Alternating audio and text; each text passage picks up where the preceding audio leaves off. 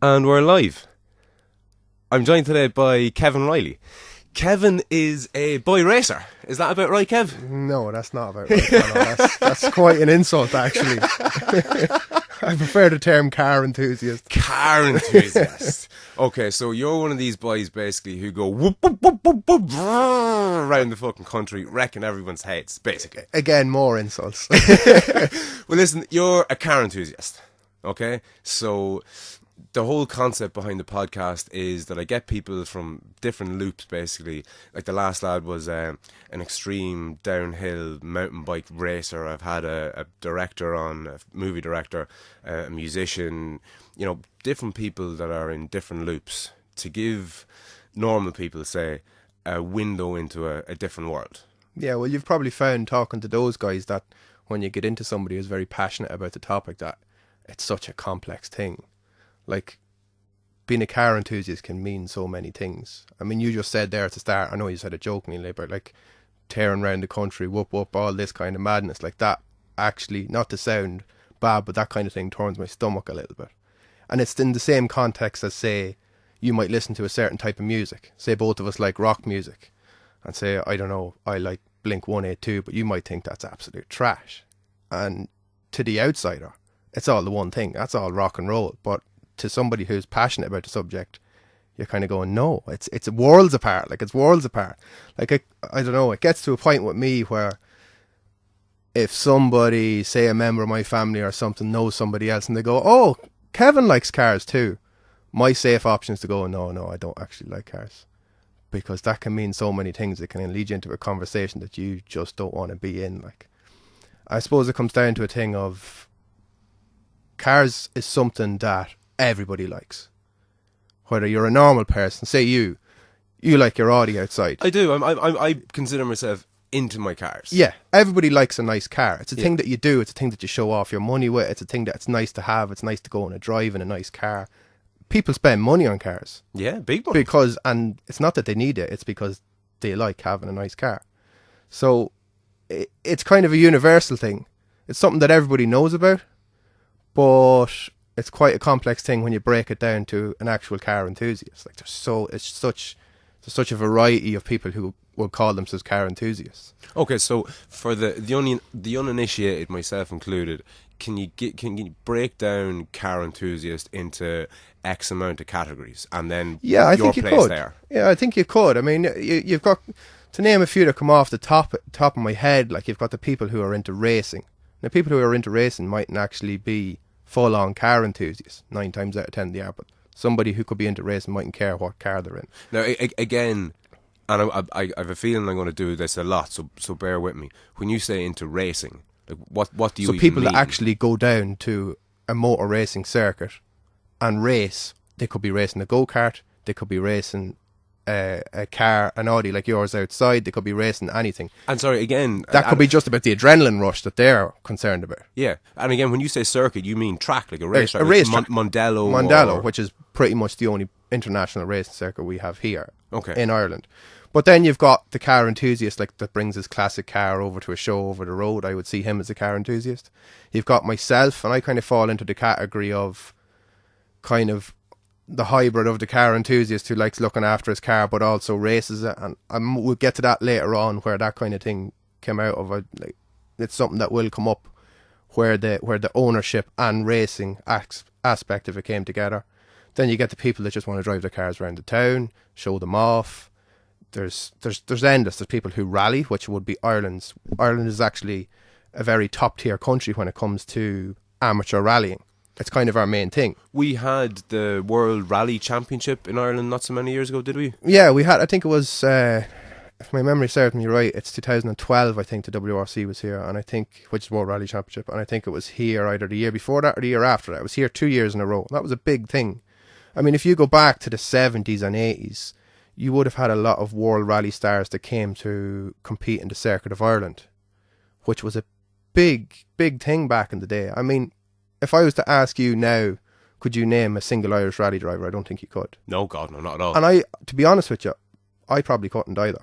There could be names that would be familiar to me, but there's no standout names. But I bet you've heard of Bertie Fisher. No. No? Doesn't even ring a bell. Right, well, the majority of people say my age or your age, definitely older, Bertie Fisher would have been a household name. And who Because was the Circuit of Ireland was so big back then. Because Circuit of Ireland was televised.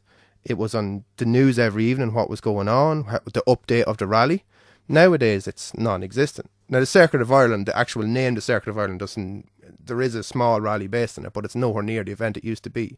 So for a long time, now my dates could be very wrong on this, but I'm going to say from early 80s until that 2012 when the WRC came here, Ireland kind of fell off the map on the world scale as far as it's concerned in rallying. And what happened there, do you think? I don't know. I think it was lack of interest from the powers that be. I mean, it used to be a thing that, how would you say, most people would have heard of whether they wanted to or not, because it was just in the public eye. And I don't know why it fell out of that, whether it was costs, whether it was interest of the ordinary people, but it just doesn't seem to be as common anymore. Now, but in saying that, at this moment in time, I don't think there's any other country that can touch Irish rallying for its homegrown rallying, for the likes of me or you that just gets a few bob together and wants to go out and go rallying. The quality is second to none. And when you say quality, is that like the quality of places that you can go, or the quality of the drivers, or both? Or? Like, the drivers are quite good drivers. Obviously, they're not a professional level, because to be at a professional level driver, to be very, very good a driver, requires an awful lot of seat time. It needs to be your job, basically. Okay. You need to be doing it all day, every day. Seat time, and no matter what form or discipline of motorsport or driving, seat time is key. It's not how much money you can spend on your car. It's not this, not that. It's seat time. How good you are. I've heard similar things said about snooker players. Like they train, 80 odd hours a week. Is there an equivalent? Like, let's say if the average working man's week is 40 hours, what's the equivalent for a professional race driver? Would you say? I would say he'd want to be driving at least 2 to 3 hours a day. Now, Okay. that mightn't be 2 to 3 hours of solid driving, but that's driving for 15 minutes, taking a break, driving for half an hour, taking a break, but just being in the car. And even when you break that down to my amateur level, say, I think it was, now I haven't been out as often as I would have liked to have been, but say in 2015, I done maybe 6 or 7 events in 2015 in my car. Now, they're amateur events. It's just driving to a track. There's no competition. It's just having fun. But in that year, I would have progressed as a driver more than I've ever done before that or after that. Right. Just from being in the car. Now, that's not improving the car. That's not me, putting better tyres or putting better engine or anything in the car. That's just sitting in the car and driving. It becomes like anything else. The more time you spend in it, the more it becomes an extension of your body, etc., etc. Now, that sounds exaggerated, but that's what I mean. Like, No, not at all. It boils down to muscle memory, I think. Muscle memory is a massive part of it. Like, yeah. Because if you're thinking too much, you done the mixed martial arts before, I did. Okay, I'm sure when you were standing in front of your opponent, you're not thinking, "Oh, I wonder did I leave the immersion on at home." Like, you're in the moment. You're not thinking about anything else, only that. And driving is kind of the same, because it's your muscle memory that does the majority of the work. And if that's not doing the majority of the work, then you're not going to be very good. You're going to overthink it, more than likely do something wrong or have a crash. And this has happened. I'm speaking from experience. Like, if my head's not in it, if there's something not right with the car and that's affecting me as a driver, or there's something that's annoying me as a driver and the car could be perfect, if the two don't gel together, you're not going to have a good day. You're not going to enjoy it, because you need to be just, when you're driving the car, you need to be just lost in it. Yeah, absolutely. And that's the feeling you chase. That's when you come home. That's the thing you think about. That's what consumes you for the next couple of months. Like, it's just like, how do I get back to that point? And unfortunately, with motor racing, no matter what form it is, it's just such an expensive hobby. It's a disgustingly expensive hobby, no matter what level you're doing it at. And why is that? Is it because you're going through tyres or fuel or like, I got quite a cheap car. Like, my car is a cheap car to run on the grand scheme of things. And sorry, even run, like, what does that mean? On fuel? Just on fuel, on tyres, on maintenance, and we do the majority of our maintenance ourselves, and by ourselves I mean me and a close group of friends. Do the majority of the work on the car myself. Like, I do not like giving my car to anybody to do work on. Yes. Because 9 times out of 10 you won't come back the way you want it. So unless it's something that you absolutely cannot do yourself within your circle of friends, that's the only time it will go elsewhere. But, like, that keeps the cost down, that makes sure it's done the way you want it. And if you're familiar with the car, and let's face it, I'm not a professional mechanic, you're putting the car together yourself. You're going down to a track to race it round. You're putting your life in the hands of what you've done. It's nice to know in your own head that I was there last night. I put that axle back into that car. I tightened it up. Yeah, you're not worrying was the mechanic hung over when he fucking did it. Exactly, yeah. And then there's the other aspect of if the rattle does come into the back of it, you go, oh, I was rooting with that axle last night. What did I not do? So it works both ways. But that to me is part of it too. And I know I'm straying away from whatever point we're done, but that to me is a big aspect of it. And like even growing up, it's a funny thing, cars for me. It's come back to the topic of the disciplines. Somebody could grow up and say their father put them in a go-kart at the age of 4. And to me, that person gets consumed by racing. It's the adrenaline. It's like going on a roller coaster. They're not concerned whether it's a go-kart, Formula 1 car, whatever it is. If they're wheel-to-wheel racing, they don't care what it is. That's the thrill they're looking for. Yeah. For me, the car is 50% of the actual car that you're driving, the car, the make, the model, the type of car, front wheel drive, the rear wheel drive, what engine, etc., is 50% of the buzz. I have no interest. It's not that I have no interest. Racing is great. It doesn't matter what you're racing in. But to me, it's 50% about what the car is, 50% about what you do with it. And that to me is where I come from as far as a car enthusiast goes. Like when I grew up, like to give you the level of, I suppose, where that stemmed from, I suppose, when I grew up, I don't know why or when I started liking cars, I just did.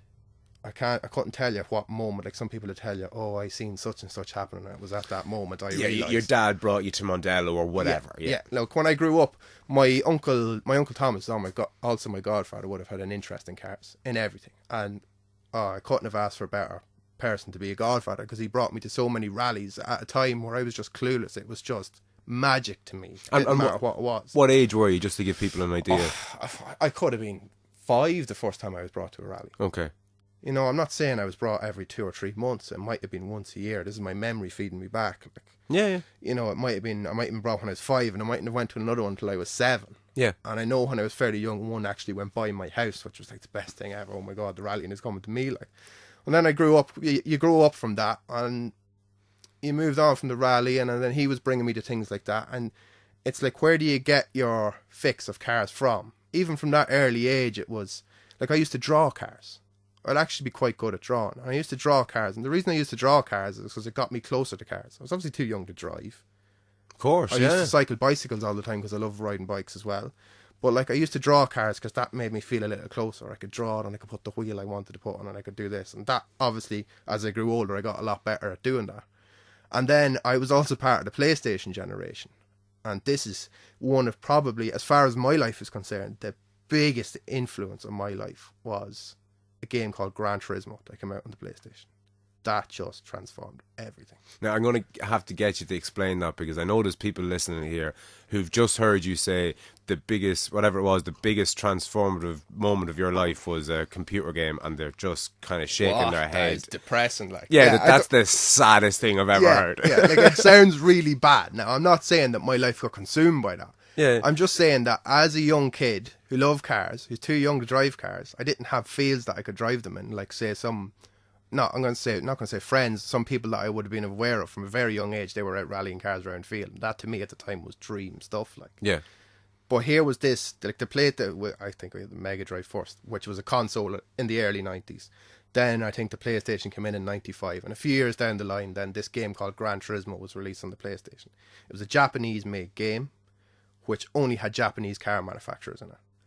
Now, and I'm not just talking this happened in Ireland. This happened the world over. This game has had an influence the world over that has created this culture that has just thrived from the early 2000s until now. It's kind of dying out a little bit now, but it was my era. This game created, and I don't care what anybody says, that game affected so many people of my age. And that's what started it off. And it only had the 6 Japanese manufacturers, whatever they were. And I'm sorry, what age are you? What age am I? I'm 27. 27. No, just when you said people of your age, and the people listening don't know what age you are. So I would have been born in 1990. Okay. Right, so I suppose that Gran Turismo game, that came in through primary school for me. I had a friend in primary school who also played that game, who also liked the same type of cars. And from an early age, because of rallying, I'm getting into another topic now, but I'll be brief with it. Go for it. Because of rallying, we were associated with these cars called twin cams, which are Toyota Corollas, rear-wheel drive Toyota Corollas, and they have a cult following in Ireland. Now, I'll come back to that later. But as far as the game Gran Turismo was concerned, it was like, oh my god, you can get a twin cam in Gran Turismo. And it was like, instead of having to draw the picture of the car, I was able to drive it on my own little screen, as pathetic as it might sound. For me, that was the closest I could get to that dream car. Now you might say, what a small dream, like a fucking Toyota Corolla, like what the hell is wrong with this fella? But it was like, I've always been a realist that kind of way. I love Ferraris, I love all that exotic stuff, but I don't dream about it because it's not a reality for me. Yeah, you're never going to get the 150 grand. I am not the type of driven business person who is going to get to that point because I spend too much of my time thinking about cars. Do you know what I mean? So I suppose at that point, that's kind of brought me up to the primary school time. Then I started in secondary school.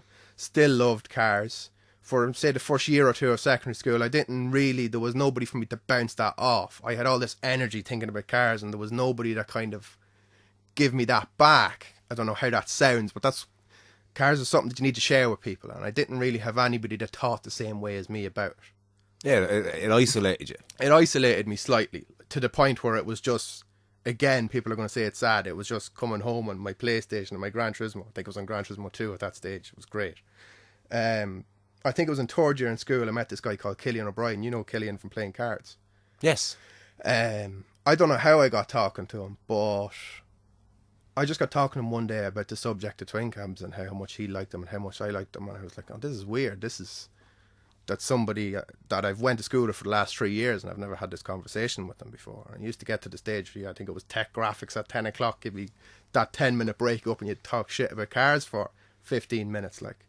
And then we ended up being in our class, and that went on. And I was like, oh, you play Gran Turismo. Then we used to go home for lunch to race on Gran Turismo. And that was in secondary school. While all this was happening for my generation, go back maybe 10 years before me in Japan. This is going to come together eventually. No, go for it, man. So the Gran Turismo thing came from Japan. The game came from Japan. And the whole Gran Turismo game was based on this idea that you could buy a Mitsubishi Evo road car. And this is what they used to do in Japan. Buy a Mitsubishi Evo road car, lightly modify that car, put better tyres on it, better brakes and little things. Still use it as a road car. Still use it as your everyday car. But drive it to a circuit, race it around the circuit for the day, and drive it home. And Gran Turismo sold this idea of this amateur motorsport to the rest of the world. Almost like a family saloon / race car. / race car, but I mean, it didn't have to be a family saloon. Like, it could have been the beauty of Japanese, early 90s Japanese car and late 90s Japanese cars. They were very affordable and quite fast.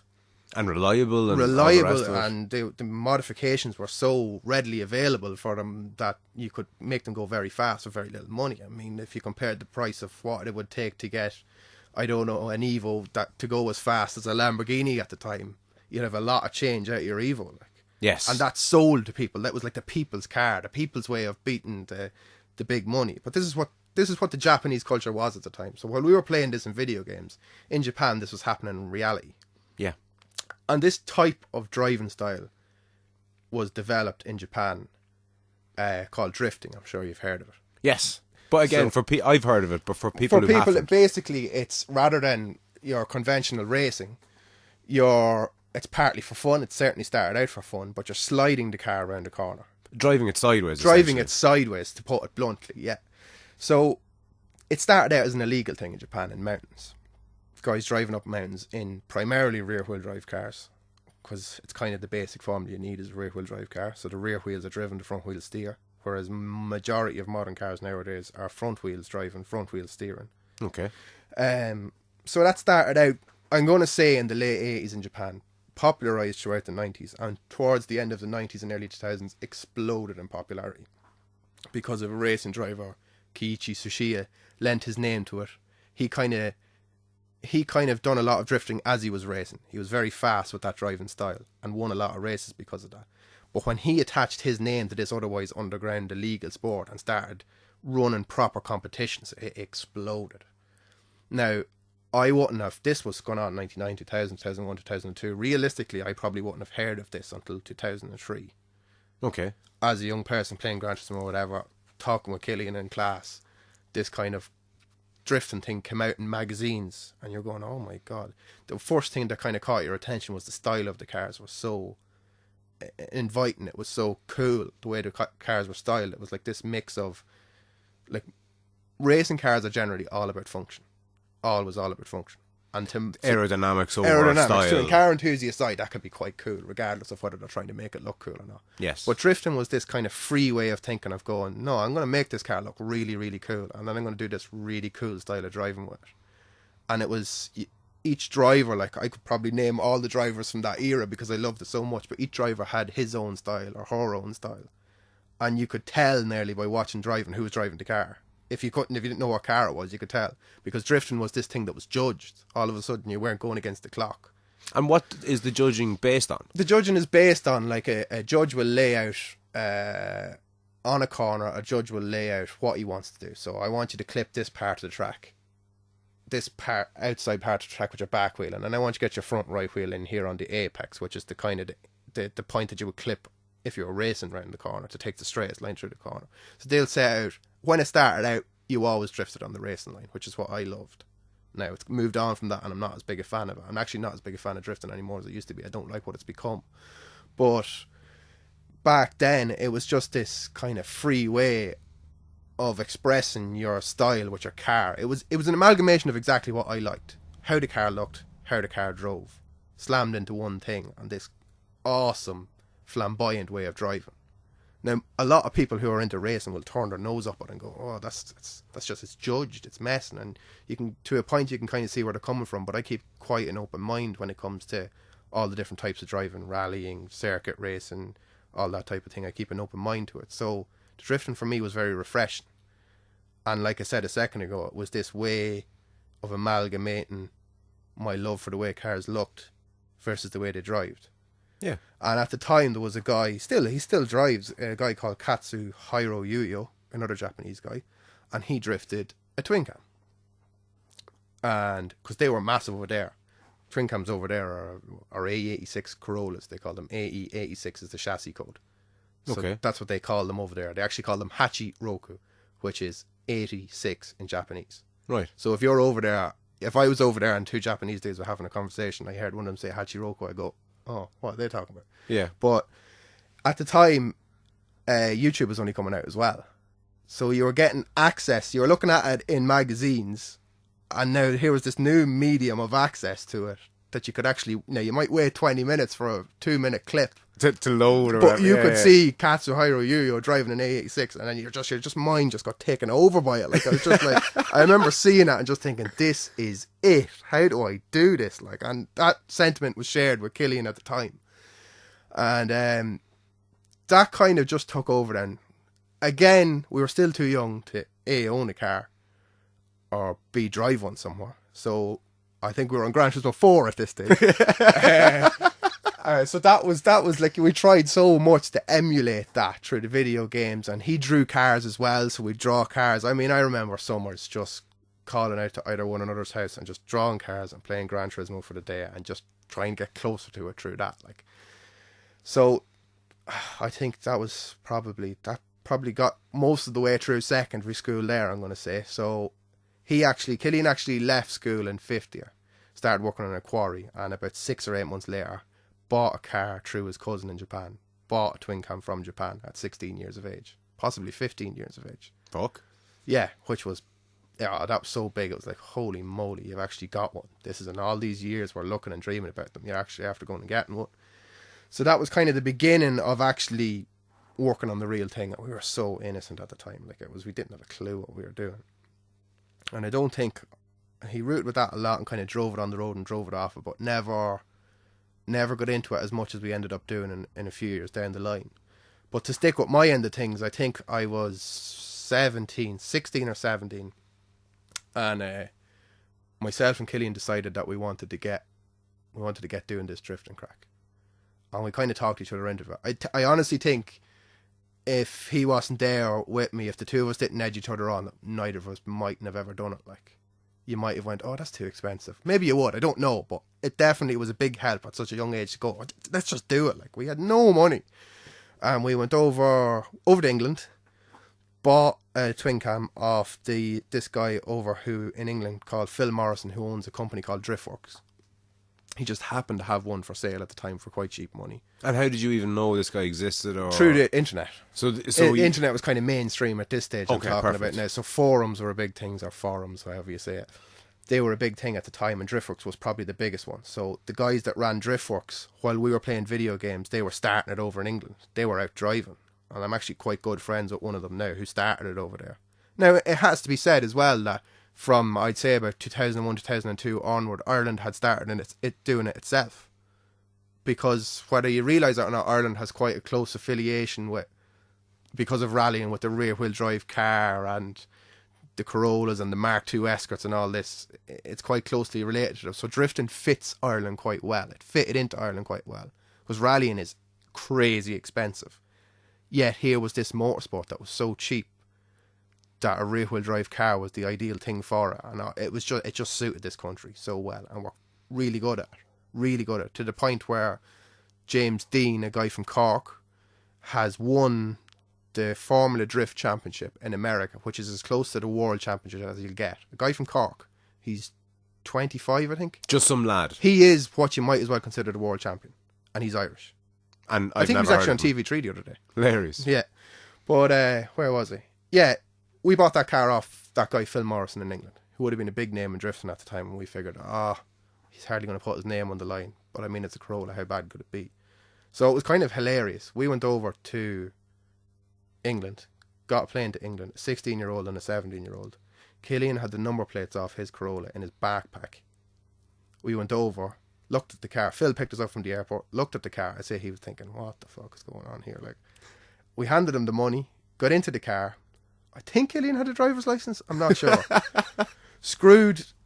It turned out he only brought one number plate with him, so we screwed the number plate onto the back of the car, loaded the thing up, and I looking back, like when you see any pictures of it at that age, you're just going, how did we not get arrested? We got into the car and drove the car Killian drove it from Birmingham to the ferry. Nothing in the window. So we got to the ferry, and like I remember at the time, there was I'm sorry, when you say nothing in the window, no tax, insurance, no tax, just no nothing, insurance, right? just absolutely nothing. A scrapyard car, practically. Couldn't have been any more illegal. But we were so innocent. I'd no way would I do it now. I'd shit myself if I went to go do it now. We're just so innocent and just excited about it. We just got it done, like. And I remember pulling up onto the ferry, and this, do you know, kind of when you're coming onto the ferry, sometimes they'll do spot checks. Yeah. So this guy obviously seen these two young heads coming in the car and going, what's going on here? Like, I waved us over to the side, and the car was full of junk. I think we spun him a story that we brought the car over to England to get work done on it by Phil Morrison and Driftworks, and that we were bringing it back, and that's why there was a roll cage in it, and that's why there was so many spare parts in the back of it. Now, to this day, I'm pretty convinced the guy just felt sorry for us, and he didn't, that we were so young, and he was just going, just get home.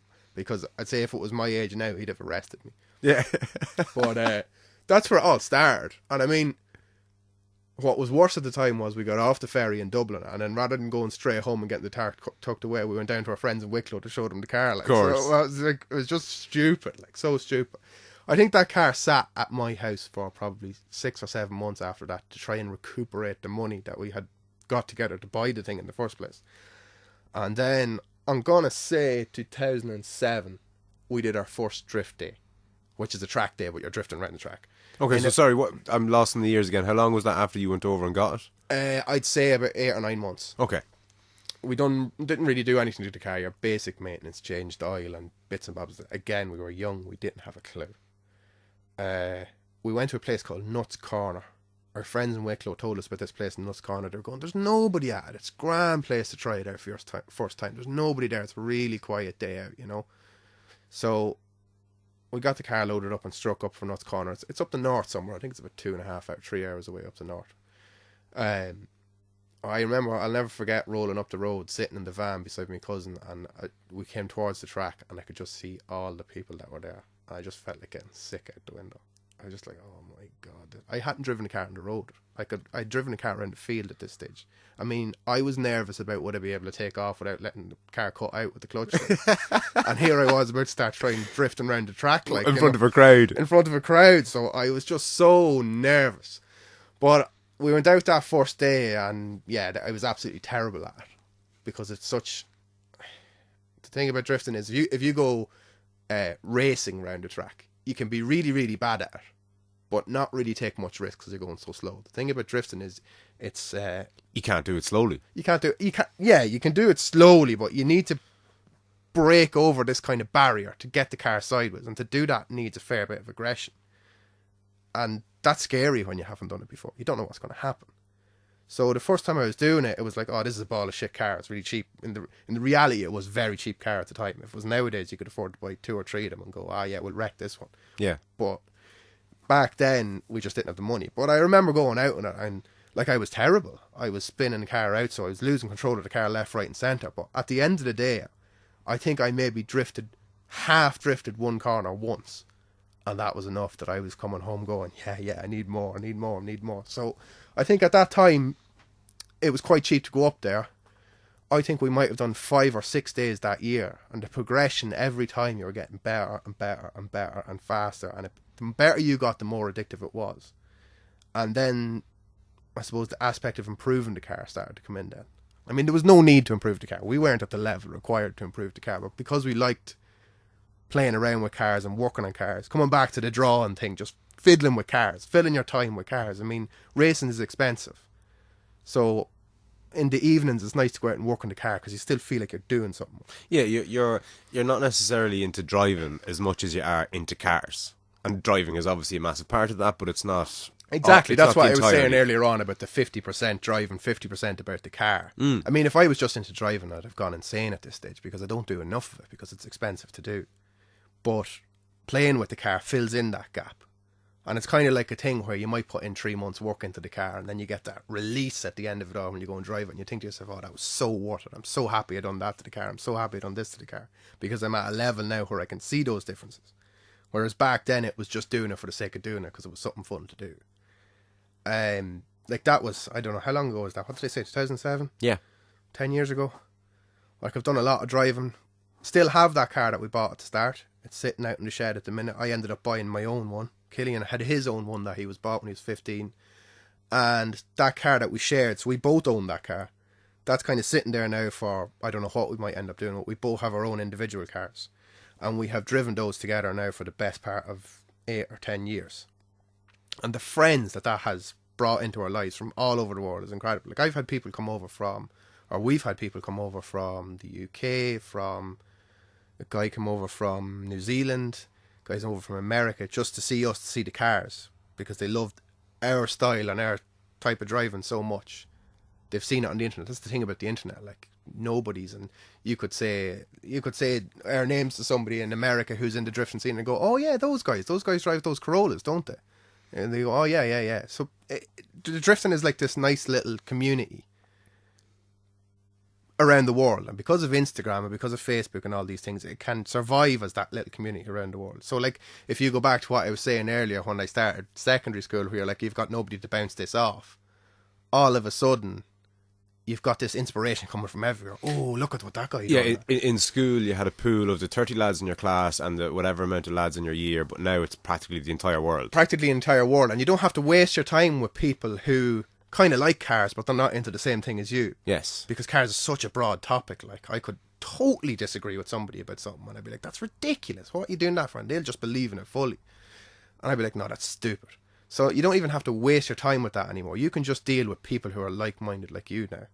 That's the beauty of it. Now, you need to have physical interactions with those people. You need to go and drive with them, which doesn't always happen if they're the far side of the world. But I mean, I've driven with, back to that Driftworks company that we bought the car off originally. Yeah, in Birmingham. A guy called Chris Parry, who, again, while we were still playing video games, he was drifting a Corolla. So he was like a local hero to us. He was the closest thing we had to what was going on in Japan. And about 4 years ago now, Chris had sold his car. He crashed it really bad, got really bummed out about it, and moved away from the Corollas and experimented with other stuff. But having seen us doing so much driving with them, he kind of went, I want to get back into this. So about 4 years ago, he bought himself a Corolla again. We were talking to him on this online chat or whatever. We had our little group chat or whatever like that. And it was kind of, again, you're inspiring people. You're going, oh, Paz is back in the game. I want to go and do this and I want to get ready and we're going to go drive together. So he invited us over to this thing called Drift Matsurai. Now, don't ask me what Matsurai means. I think it means like drift for hours. I don't know. Japanese word. It's this Japanese word is probably thrown around a little bit too much, and the real meaning of it is probably long lost. But it was basically this 2-day weekend of drifting on Anglesey Circuit in Wales. Now, I don't know if you've ever seen Anglesey Circuit, but it is it's on a peninsula surrounded by the sea, and it is the most fantastic circuit you can imagine. Like, is it Connemara-esque? Yeah, you're on the right lines. Okay. It's this circuit carved into the side of the cliffs. Like, it's just amazing. And he invited us over to this. He was like, the guy that runs it, it's kind of the event we were going to is kind of an end of a year kind of blowout for all the people who do professional drifting. They just get to go and have fun and not be serious about it. Okay. But the guy that ran the British Drift Championship at the time loves Corollas. He said the pads, get the guys over from Ireland. They can come and join us. They don't have to pay entry or whatever like that. Just they're going to have to pay the ferry, so I'll give them free entry if they come over, because it'll make my event look good to have those. Like, nobody drifts Corollas anymore. It's a thing of the past for people who are into modern drifting. So when people love them. They love to see them. They make this great noise. You know the guy that's driving it has to be really aggressive because they've got such little power. They're really exciting to watch. So for his event, it was probably great for him to have these 3 or 4 Corollas coming over from Ireland and having, like, they sound like a bunch of bees driving around the track. You can hear them from the far side of the track. They're fun to watch. Even to somebody, I'd like to think that even to somebody who's never seen it before, will be looking at them going, they look like a blast. Those guys are sweating in those things. But we come over to that event. We were invited to that event. We come over. And then for me, and I'm fairly sure for Killian as well, it was a big thing to get to drive with Chris Parry, or Pads, is what we call him. But it sounds of things you practically represented Ireland. No, definitely not. No, I wouldn't say that. Like, everything I'm saying to you now is on a very, very amateur level. And anybody that would know our names outside of Ireland would be in that close-knit drifting community that likes that early Japan style of drifting. Now, I know I probably haven't explained that enough, but like the way drifting started out in Japan is what we like. We'll put it this way: in that world, in the world of Japan style twin cam drifting, like, who in Ireland is kind of far more recognised than you, say, and Killian? Like, even the pause there. Yeah, but I don't says a lot. I don't mean like, there is a couple of guys. There is a good few guys that are into it properly, and it's like there's guys out there that aren't maybe as well known as us, that are a lot more active than we are and deserve to be as well known as us. But I think, and a lot of it is down to Killian, because Killian communicates a lot on social media. I don't do that so much, so I have to admit that the majority of people I would have met because of it is probably through Killian talking to them online. I just don't have the interest, or I do have the time, but I can't get on with messaging somebody all day long. It drives me mental. Yeah, it's not your thing. It's not my thing. I'd rather just talk to somebody face to face. But he's quite good at it, and you know, you get talking to Japanese people that way even, like. But there is a lot of guys in Ireland, and certainly that way, with that dedication, there is a couple of guys with the same love for that as we do, and probably are as well known. Some of them drive Corollas, some of them drive other cars. Is there kind of bitchiness between you and them, or is it all absolutely not. No. There's none of that nonsense whatsoever. Absolutely none of that nonsense. I would have no time for that, and if there was, I'd have absolutely no time for it. Now, I'm sure there might be something behind closed doors or something like that, but you don't get that, because you can't afford to have that, because there's so few people left who like that early Japan thing. Yeah. There's so few people left that you couldn't afford to be bitchy about it. Like, you know what I mean? Like you, at the end of the day, there isn't these events where it's just all these people who like that early. There is in America at the minute. They've got a great community over there. But as far as Ireland and as the UK goes, what you're doing is you've got maybe your 4 or 5 friends who are into the same thing as you. You might meet 3 or 4 of them over there in the UK who are into the same thing. And then you're thrown into this fucking cesspit of what drifting has become. Yeah, like, I like the top level of professional drifting, because if you watch it, it is absolutely incredible driving, and the machines are unbelievable. They're not, I don't have the love for the machines, but you can't deny how impressive they are. Like your Audi outside probably has 140, 50 horsepower. When you get into it and drive it for the first time, you're going, oh, this car's pretty fast. Like, the drift cars in the UK, around the world, in Ireland as well, like, maybe run 800-900 horsepower. Right. Like, it doesn't matter what that's in, that's going to be impressive. You mightn't have a love for it, but you'll still go, wow. I just don't have any interest in that anymore. I don't like what it's become. It's become just as much money as you can throw at it. And then on the opposite end of the scale, let's say that, to kind of eliminate it from that Anglesey event, but let's just say a random day that you go down to Mondello for me to drive around. I would bring my car down and drive around. I'll have both ends of the scale. I'll have those mega professional built cars, and then I'll have some guy that went out and paid €250 for his BMW. His lights are falling off the front of it. His bumpers are hanging off it. It looks like he's after taking it out of the local scrapyard, and he's driving around. Now that just doesn't do the image of any sport any good. To him, he's having a great time. To me, I'm going, oh, this is really taking away from my day. I just want to see people with the same love for this. It's like anything. If you have a passion for MMA or something, and somebody tries to claim that they're after having a brawl outside Supermax and Navan, and trying to go, oh, that was so not professional, but that was brilliant and all that, you're kind of going, no, it wasn't. That was a farce. It was farcical. And that's what it's like for me. You sound like you're looking down your nose at them, but if you're passionate about something, you want to see it done right. You want to see the people who are doing it have a love for it. And for me, no matter what type of motorsport they're in, or if they're into table tennis, if I can see that the person is really, really into it, then I'll have time for them. If they're doing it to show off to somebody else, or to just go into the pub that night and go, yeah, I bought the car for 200 quid, drove to Chev and left it below, I didn't care about it, I'm going, that's not impressive, man. You didn't achieve anything there, like, you know. And that's, unfortunately, when you go to a drift day nowadays, that's what you're met with. So when you're saying is there a big community, is there bitchiness, you literally cannot afford it, because when you go to a drifter, there might be 5 other cars that you would look at and go, that's a cool car. I must go over and talk to that guy. I've never met that 5 guy. out of how many? Maybe 30 cars at an event. Okay. You obviously like your own car, but there might be 5 other cars that are built with that idea in mind.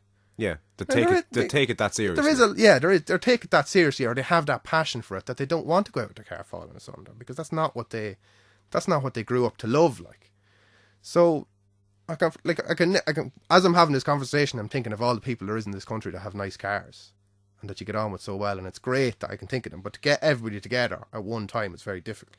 Yeah. Because somebody's car has been worked on, or somebody hasn't got money. It's just not possible. And is there a national, drift day or anything? There's an Irish Drift Championship, right? And it's one of the best in the world, and it produces the best drivers in the world, as we've seen with James Dean, who went off. He's won everything in Europe, he's won everything in the UK, he's after winning everything in America. Maybe he'll go to Japan, who knows? But our standard of drifting here is very high. Like, don't get me wrong, our professional drifting here is, as far as I'm concerned, second to none, really. But you've got that level, which I think you need to have. You need to have the top level, whether I'm into it or not. You definitely need to have that top level of a motorsport to promote it, to get money into it, to develop. Like, if you don't have the top level, companies will stop putting money into parts to develop parts. That technology and them old parts don't trickle down to us. Yeah, it's from the top down. Yeah, it has to start at the top. So you need to have that top level. But the top level used to be, in the early 2000s, the top level for me was so good at the time. It was like, you've often heard people saying this is the golden era of football, or this is the golden era of whatever, fighting, or whatever it is. Like, the golden era of drifting was 99 till 2005. And the reason it was the golden era is because at the time, those cars weren't too far removed from road cars. But that's all the people knew about drifting at the time, before they started going crazy with all the mad horsepower and all the mad parts they were putting onto them. And that was top level at the time. Yeah, it was so relatable to the car that you were driving down the road. It was brilliant, and I loved that about it. It was real. Now you're coming back to this thing where you're looking at a car and going, that's a 60 grand car. Like, that's just not achievable. It's not relatable to. Yeah, you can't aspire to it. Back to what we said at the start, but the Ferrari. Ferrari, you can't aspire to it, and if it's not relatable to you, I just don't have interest in it. Mm. And that's the way it's gone for me. Now, it's not just drifting I'm interested in every form of motorsport, as long as it's done right and it's done with heart. Is drifting the top one? How do you mean? On your list of interests? It would be. Like, moving on a couple of years from the drifting and bits and pieces like that, or not even moving on to a couple of years. Like in 2014, I went to Japan for the first time. In 2014? 2014, I went to Japan for the first time, which was a pilgrimage I've always wanted to do for obvious reasons. Back to the fucking motherland. Back to the motherland to see if it's still happening over there. Now, and is it? Even in Japan, the drifting has moved on so much. it's the same thing. There's the small group of guys that are still there. Now, we got actually in contact through an American guy. We got in contact with a guy called Hiroshi Takahashi, or his nickname is Kaicho. And he is like an OG of drifting over there. He was there at the start. He was there before the start. He's been all the way through, and he still drives. He never moved on with all the hundreds, thousands of euros worth of machines. He's a purist. He's a purist. Yeah, that's the word. That is the word that I would associate with myself as far as drifting, motorsport, the type of car, anything. I'm a purist. I like things to be done the way they were done right when they were done the first time. And he stayed at it, and his car has gotten to the extreme level, but yet stayed true to the original formula. He actually works for Toyota, this guy. He works for TRD, Toyota Racing Development. It's dreamy how cool this guy is. And like, he's got videos of drifting mountains in the 90s and drifting tracks nowadays. So when we went over to 2014, he was over there in 2014.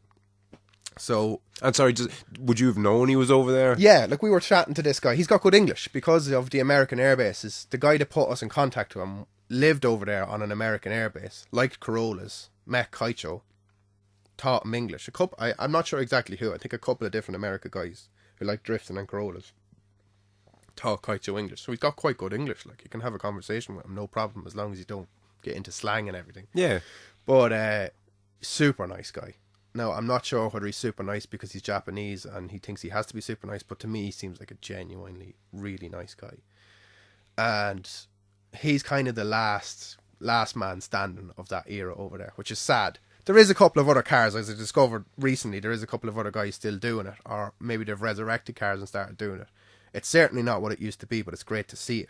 And what age is this lad if he's like the last of his kind? Something. He has to okay, well, something. It's not as if he's on his fucking deathbed, like, do you know what I mean? Oh, no, he's not on his deathbed. I mean, he took a few years out of it there recently and got back into it. Yeah. Now, I think he was buying a house or something like that, same real life shit that we all have to deal with. But and sorry, just on that real life shit, so maybe it was just the way I interpreted what you were saying, but I kind of assumed that he was almost like a national figure over there, you know, he's me sponsorship up the ass, but not at all. Okay. He's a guy that he did compete at the top level in Japan for a while, but as a privateer, so he put his own money into it. He had some backing from his own company and a couple of other sponsors, because at the time in Japan when it started out, sponsors were just mad to throw money at. I'm assuming because the cars were just littered with sponsors at the time. Right. Because Japan's car culture it's just insane. It's massive. It's bigger than anywhere else as far as I'm concerned. And they're obsessed with the automobile, from the ordinary person to the likes of me. They're just obsessed with it. And he existed as a privateer at the time. And he competed at the top level and done quite well at the top level. But then just kind of, obviously, maybe the money was too much, or maybe the sport moved on to where it is now, and he just lost interest. And where the sport that's moved on, that, you know, the kind of modern drifting that you're not so much of a fan of, what kind of level is that? Like, are the top racers, you know, multimillionaires or what? Like, no. I think I can't answer that question truthfully, but I think a good portion of them are certainly making enough money to make a very good living off it. Right. They're not millionaires. They're not superstars or, you know, celebrities. It's still I would call it a semi-professional motorsport. Okay. Maybe in America they're making good money on it. I'm not sure. But I think a lot of the guys that are making a good money on it sell themselves quite well and put their name to things and make a living out of it through that. I know what you mean. They're kind of getting paid indirectly. Yeah, like they might put their name to it. They might have a sponsor that's sponsoring them to do, like, drink Red Bull or something like that, But then there's guys that are a bit cleverer that might open their own shops and they're going, oh, well, he's quite successful at drifting, I'll bring my car to that guy. But as far as Kaicho over in Japan was concerned, at this moment in time, he's just an ordinary guy like me or you who works and puts his money into his car. Right. He's just at it so long. He's ended up building this car that's just incredible. And he is currently, as far as I'm concerned, the best Corolla driver who still drives a Corolla ever. And what was I going to say? I can't help but feel that the 2017 Corolla twin cam isn't either a thing, or it's not the same as the old one, or there is none. Okay, so when did this stop Corolla, making them, we're being I suppose I'm very narrow-minded, but the Corolla applies to me and my interests, so I suppose that's why we're concentrating on that. But like, the twin cam or A86 Corolla or whatever you want to call it was made from 1983 to 1987. Oh fuck, 83 to 87. That's all. Now there was an absolutely unbelievable amount of them made. They are not. While some people will tell you they're a rare car, they're not a rare car. I could say within a 20-mile radius of this studio, there is definitely 20 of them. I mean, there's 4 of them over in my shed. Do you know? And what differentiates them? I mean, what's the difference between a good one and a bad one? Is it how they've been kept, or? Oh yeah, well, they're like you talk to anybody about early Japanese imports or early Japanese, not even imports, just Japanese cars in that era, they were absolute rust buckets. And when they were made, was it like now? If you go to buy, I don't know, an A4 or pick a car, there's the 1.6 petrol, there's the 2-litre diesel, there's the this, the that, the other, like. Yeah, well, at the time, like, I know what you're saying. So the normal version of that car, right, that was kind of a sports special, which you don't get so much anymore because I think the cost of producing cars is just too much. So that was a car, it was based on an ordinary Toyota Corolla. So the chassis of the car, where the suspension bolted onto, was like based on a Toyota Corolla 4-door that your mother would have drove in 1979 or 1980. A production car. A production car. And then Toyota built a sports coupe car on top of that chassis. Okay. So underneath it was still a cheap and cheerful production car. Yeah, it came off the same factory line. At the time they put a revvy, fairly powerful little engine into it. It was rear wheel drive. The car was a big hit because it was such a natural car to drive. At a time when turbocharging and everything was starting to come in and front wheel drive was the new latest thing. It was kind of one of the last of the lightweight rear wheel drive, what would have been called a driver's car. Yes. So a car that bit you when you weren't good enough but taught you a lot. And it was very popular because of that. And they made loads of them. And like they're still being imported in their droves from Japan into this country today. And you kind of flabbergasted. Like, where are they all coming from? Like, and again, of them was made. Again, just to be clear, from the 84 to 87 period. Like. Yeah, they were only manufactured between that period. And the car that replaced them was a front wheel drive car. So, like, in the 60s, 70s, 80s, nearly every car was rear wheel drive. Because it was just power to the back, steer to the front. It was an easier way to make. And then somebody somewhere along the line came out with the front wheel drive idea with the way they worked the gearbox and all that, and they figured it out. And it was cheaper to produce a front wheel drive car than a rear wheel drive car. Everything was up the front. You didn't have prop shafts and back axles and all this thing. So towards the end of the 80s, I'm going to say, with the exception of BMW and Mercedes, cars started to all go to front wheel drive because it was cheaper to produce them, which is why that car kind of gained a cult following, because it was one of the last. It's like a Mad Max situation. It's the last of the Interceptors. It was the last rear wheel drive car, like, that was affordable and cheap and that the ordinary person could buy. Yeah, because presumably after that, not all, but most rear-wheel drive cars would have been more expensive sports cars, like, you know, like high-end BMWs and everything. The ordinary person couldn't afford them, and I think that's why they gained a cult following here in Ireland as well as the Mark II Escort here. Have you ever heard of a Mark II Escort? Yeah, again, I've heard of that. I've heard of like an MR2. All these things kind of, they resonate with me because I'm, as we said at the start, like, I'm into me cars. I couldn't tell you what an MR2 is. I know it's a Toyota and I'd no one to see, but the same with what did you mention, the Escort? Yeah. Again, I probably might make out the silhouette of one, but yeah, like, I've exhausted my knowledge on it already. I think at this stage, if you're an Irish person who has any interest in cars, like, a Mark II Escort is just in your blood. I don't think you have any choice but to love a Mark II Escort. It's a funny one, that, because I think, even though the twin cam was so popular here in Ireland and it gained that nickname, nobody else, only Irish people, call it a twin cam. Like, and where does that even come from? I don't know why, because at the time, like, the twin cam comes from 2 camshafts in the cylinder head. Older cars would have had 1 camshaft in the cylinder head. Okay. Operating your intake and your outlet valves. Okay. Your exhaust valves, should I say, not outlet.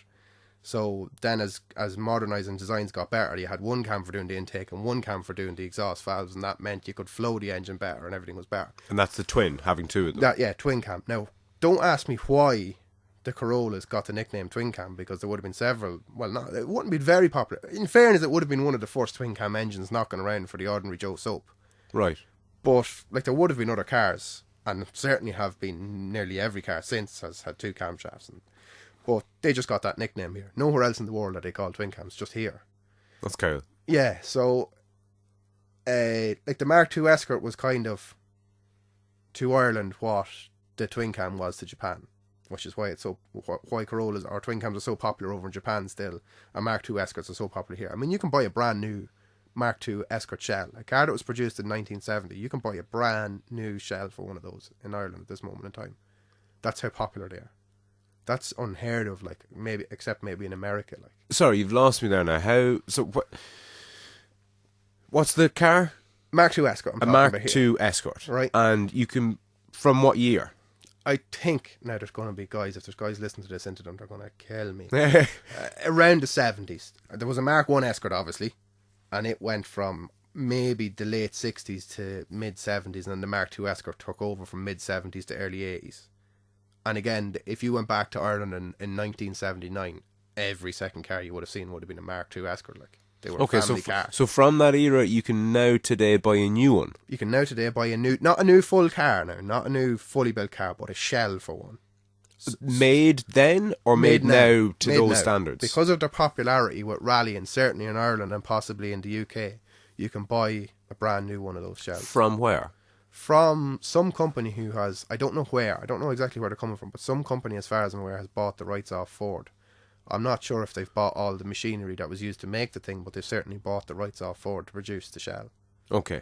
And the patent for the shape. The shell, I think, is about €7,000 for a shell. Nothing else attached to it. It's about €7,000, but it's a brand new shell. And when you say the shell, so when I see a burnt out car on the side of the road, we're looking at the shell practically. Yeah, an immaculate one of those. Yes, obviously not burnt out. But yeah, but if you factor that 7,000 into the budget that's required to go rallying to the standard that Irish rallying is done to, it's not a lot of money.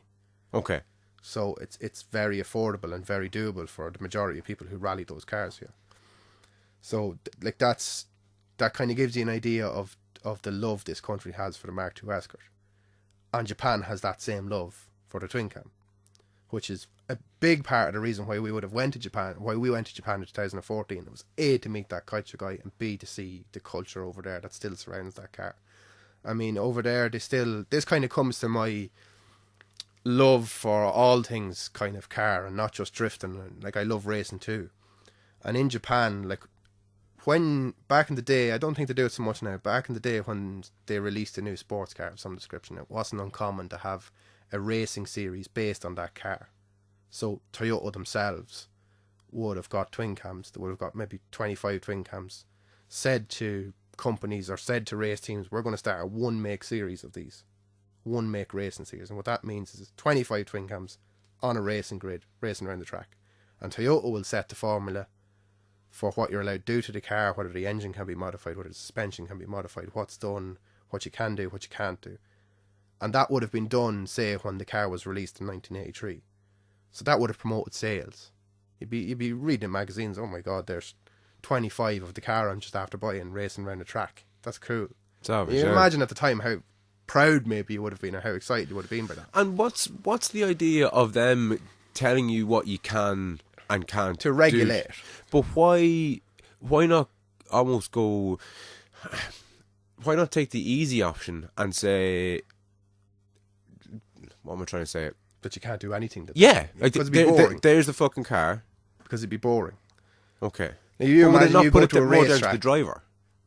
It's all about the driver. Yeah, well, a driver can only do so much to make it exciting. If you go to a racetrack, there's a lot of different combinations of things that make it exciting. There's the smell, there's the sound, there's obviously the number of cars in it, but like the noise is such a big thing. And again, why Corollas, or we'll call them Corollas from now on. That's what I'm calling them for the twin cams. Twin cams. I'm going to call them Corollas from now on because that's what I'm used to calling them. Or Mark II Escorts. They have a noise affiliated with them, and it's a similar noise, I suppose, between the two of them. But it's a very distinguishable noise, and you know when you hear it, puts a smile on your face. When you go to a racetrack, like, it's about that. Like, so if you had 25 standard Corollas driving down and they're just going, brr, brr, you'd be going, oh my God, this is boring. But if they're coming down the track and they're like, wow, you're going, wow, the ears is ringing, that's class. Yeah.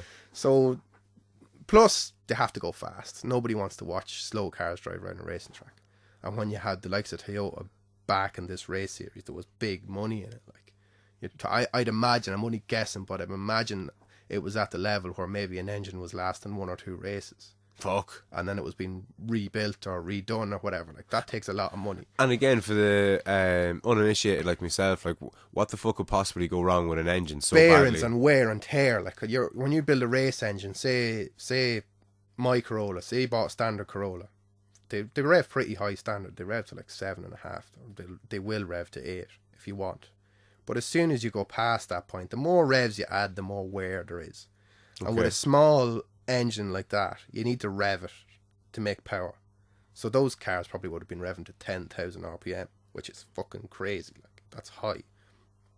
So when you start revving an engine to 10,000 RPM, the life is just coming way down. Like, the life of the engine, it's hours you're talking about, not kilometers. Like, Right, and how long typically do these races last?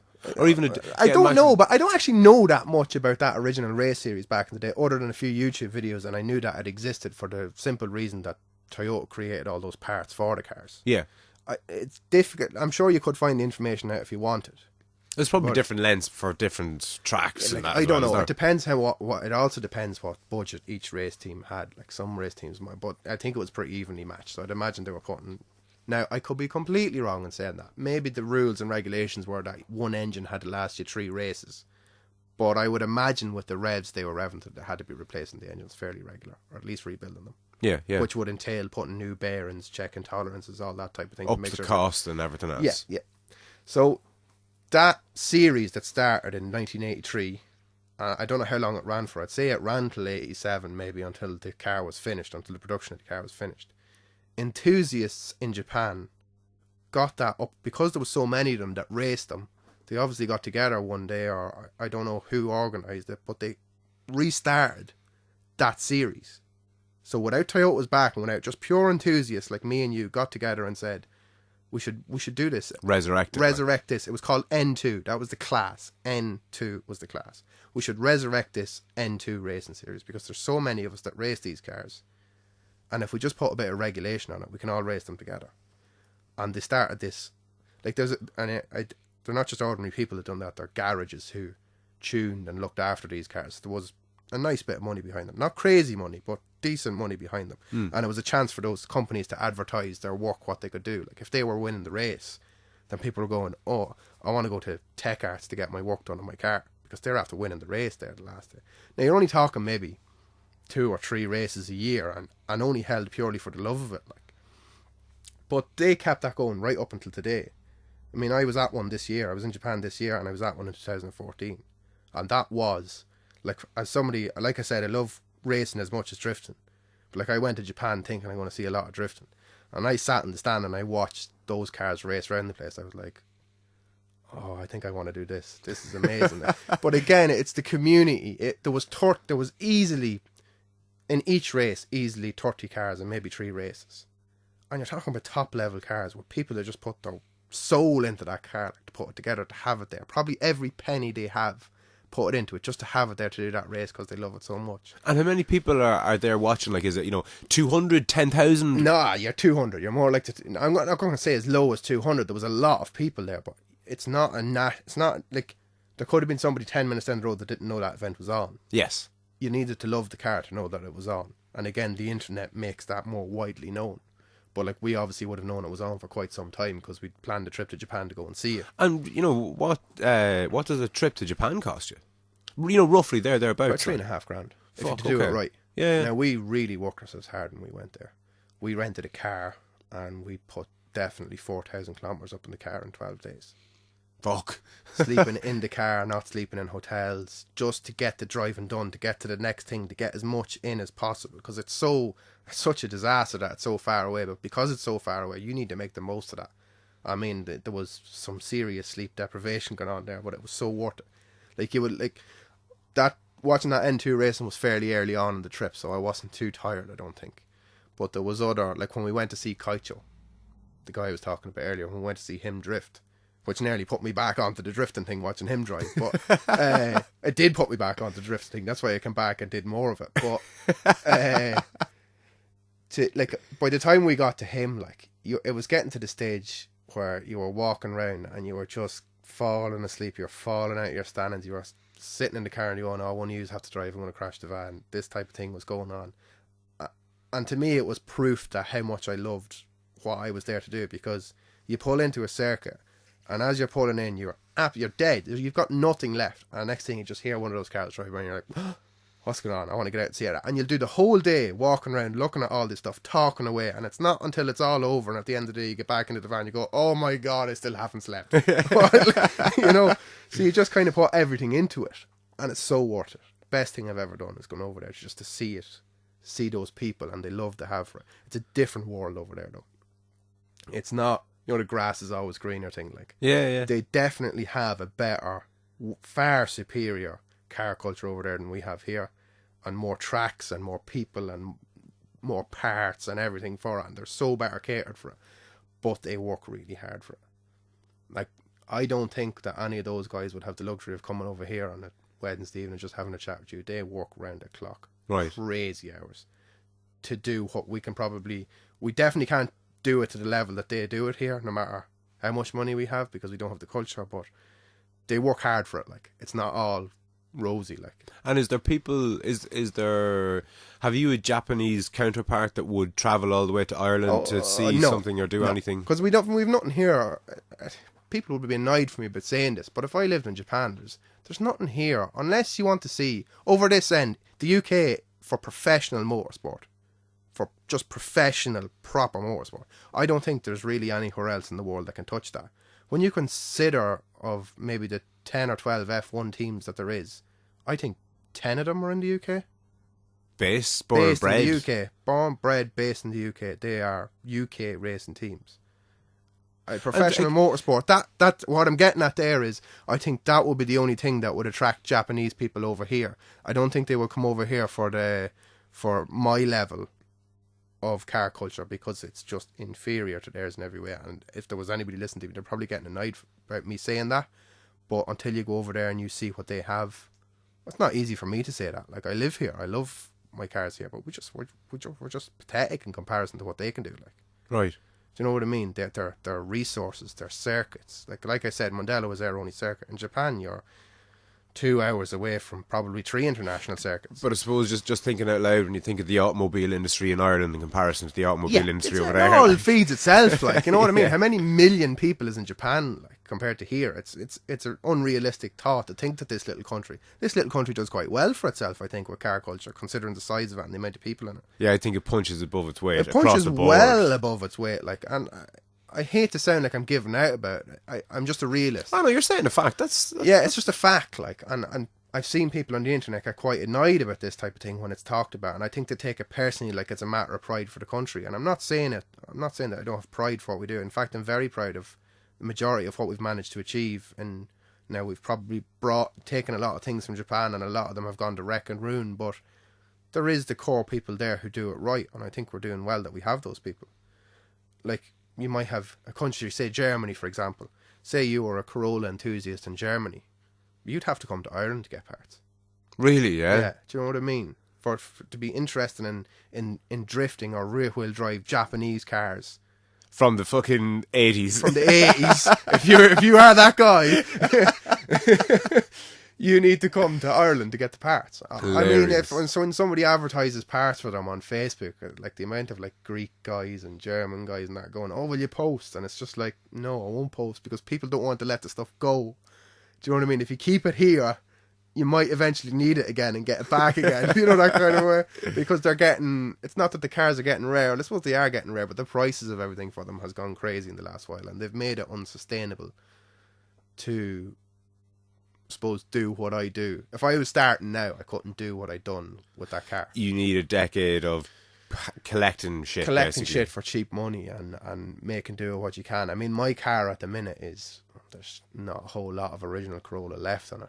I mean, the shell, like the basis of the car is there. The engine is still, you know, it's still all Corolla, but it's all been replaced with racing parts over the years. I wouldn't like to add up how much it's cost me. I'd say I'd get sick if I knew how much it cost me. But the development of that car over the last 10 years, there's very few, say, parts off the original car that I would still have on the car. And ballpark, just to give people an idea what we're talking about, like when I say what's the car worth, I don't mean what would it sell for. Can you give me two prices for it? Can you give me what? I don't know. My car would be an unusual one to give you a price for what it would sell for, because you kind of got two ways of looking at it. Say you're thinking to yourself, Corollas are getting rare now, I want to buy a good example. Is my car a good example? I don't think so, because it's got no interior. It's got a lot of the original. It doesn't have the original stuff that made the car, if you know what I mean. So in that aspect, for a collector, I don't think it's worth much money versus a completely standard, very clean car. I mean, the car's 30 years old. It's a rare thing to have a completely standard one of those cars really clean. Now, those cars, a genuinely very clean, completely standard car is probably making 25 to 30 grand. Okay. Which is ridiculous. And so yours is worth less than that, 15, 20?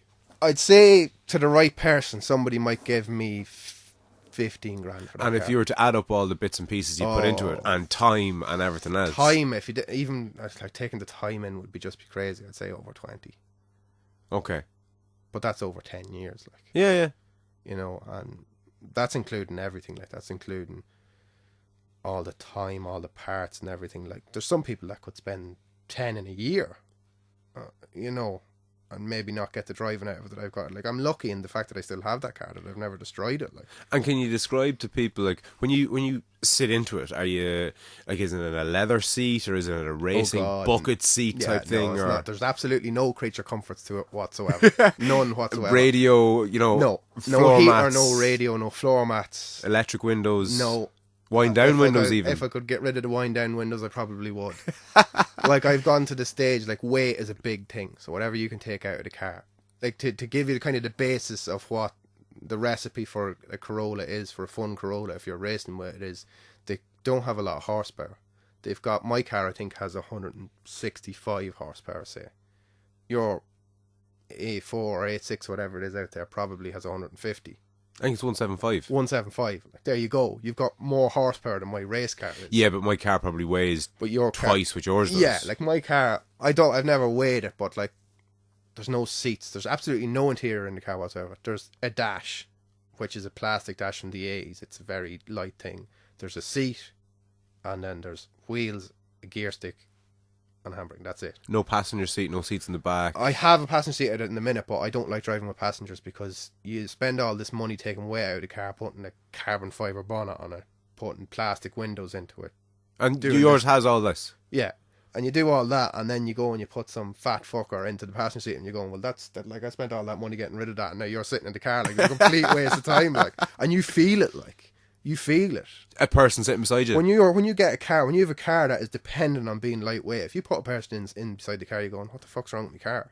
You know it straight away. You'd have to put it this way: you'd have to have a lot of, you know, floor mats and different things to make up, you know, 90 kg of your average man. Of your average man. And then is it in a good place in the car? Where the weight is in the car is important too, which is another reason why the Corolla was popular, because it had a nice distribution of weight from standard. Like my car, ballpark figure around, I'd say around 810 or 820 kilograms. Okay. And again, like you're to give people an idea, your average kind of 4-door family saloon. I'd say an A4 weighs about 1,400 kilos as a guess. I could be grossly overestimating that, but I'd say about 1,400 kilos. So you're talking about 600 kilos out of the car. Okay. Which is a lot. Massive, yeah, massive. Which is a lot. Now that could be a big overestimation, but just the figure that's coming to my head there now. Like, it might be more like 300 kilos less, or 350, I don't know. But I'd say around 400 or 500 kilos anyway, let's call it that. Which is massive. Absolutely massive. Which makes that car, when you get into it and drive it, feels quite fast. It's actually, in the grand scheme of things, it's not very fast, but when you're in it and everything is vibrating around you and there's no carpets and no nothing, you're just... like, it's a fairly inhospitable place to be. Like, in my car at the minute, I still have to drive my car down to these race days. I don't have a van or trailer. Okay. So, I still have it insured, and I still have a tax, but thankfully it's 1986, so the tax is only €56 on it, and the insurance, I think, is classic, it's only 200. So it doesn't break the bank to have that on it. Yeah. It's nice to have it insured anyway, in case that happens. What does it do to the gallon? You'd be surprised. It's actually quite easy on fuel. Because it's so light. Because it's so light, and it's only 1.6. Like. I was just going to say, what engine's in it? It's a 1.6 petrol. Yeah, so it's the original engine. That's a big thing for me. Swapping engines is a big no-no. Big no-no with me. Anybody that has a Corolla who doesn't have the 1.6 4AG engine in it, it's not a Corolla. I won't even hear tell of it. Right? And people would take the head of you for saying stuff like that, but I have no interest in it if it doesn't have the 4AG. Yeah. Because that is such a part of the character of the car. That's why people fell in love with it first. You take that away, it's not that car anymore. Yeah, of course. That's how it is for me. And that makes no sense. I mean, if you want to think about it on a purely sensible point of view, say, what did I say my car was? 165 horsepower. Yeah.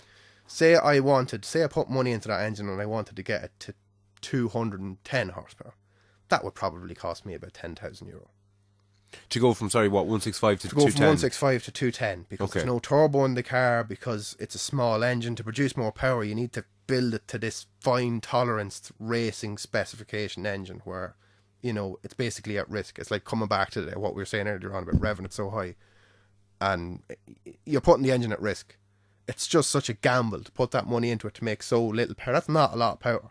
I could go and I could buy a standard Honda engine, or let's say a standard Nissan engine with a turbo on it, for £1,500. Put it into the car with some hard work out in the shed and a welder and do this and that, and I could probably have 300 horsepower for about £2,000. Fuck, okay. So it's all about... So there is no sense to it. Like, it's the purest thing. There is no sense to it whatsoever, but it's the love of the thing. But that's what makes it so cool. Like. Yeah, that's what makes... And I'm glad to hear, like, somebody who's possibly hasn't looked into it as much or doesn't know much about it. That can see that point, like, because it's a hard point to get across to somebody who loves cars. Because you have the type of people who love cars that are just going, yeah, but you can go faster. You're going, it's not about that. If I wanted to go faster, I probably wouldn't have bothered with that Corolla in the first place, because it was such a bad starting point. If you want to think about it like that. Like, a 30-year-old Corolla. A 30-year-old Corolla. Like, you want to go fast. That's not a good way to go about it. Like, yeah. So you have that aspect of it. That's kind of coming back to the purist thing. It's coming back to the early type of drift thing. Like, it does not make sense. I think that's an important thing to say about it. My car doesn't make sense. Right, well, listen, I'm going to move away from the twin cam because I get a feeling we could be here for the next fucking 48 hours talking literally nothing more about that particular car. Yeah, and I'd imagine a lot of people have switched off.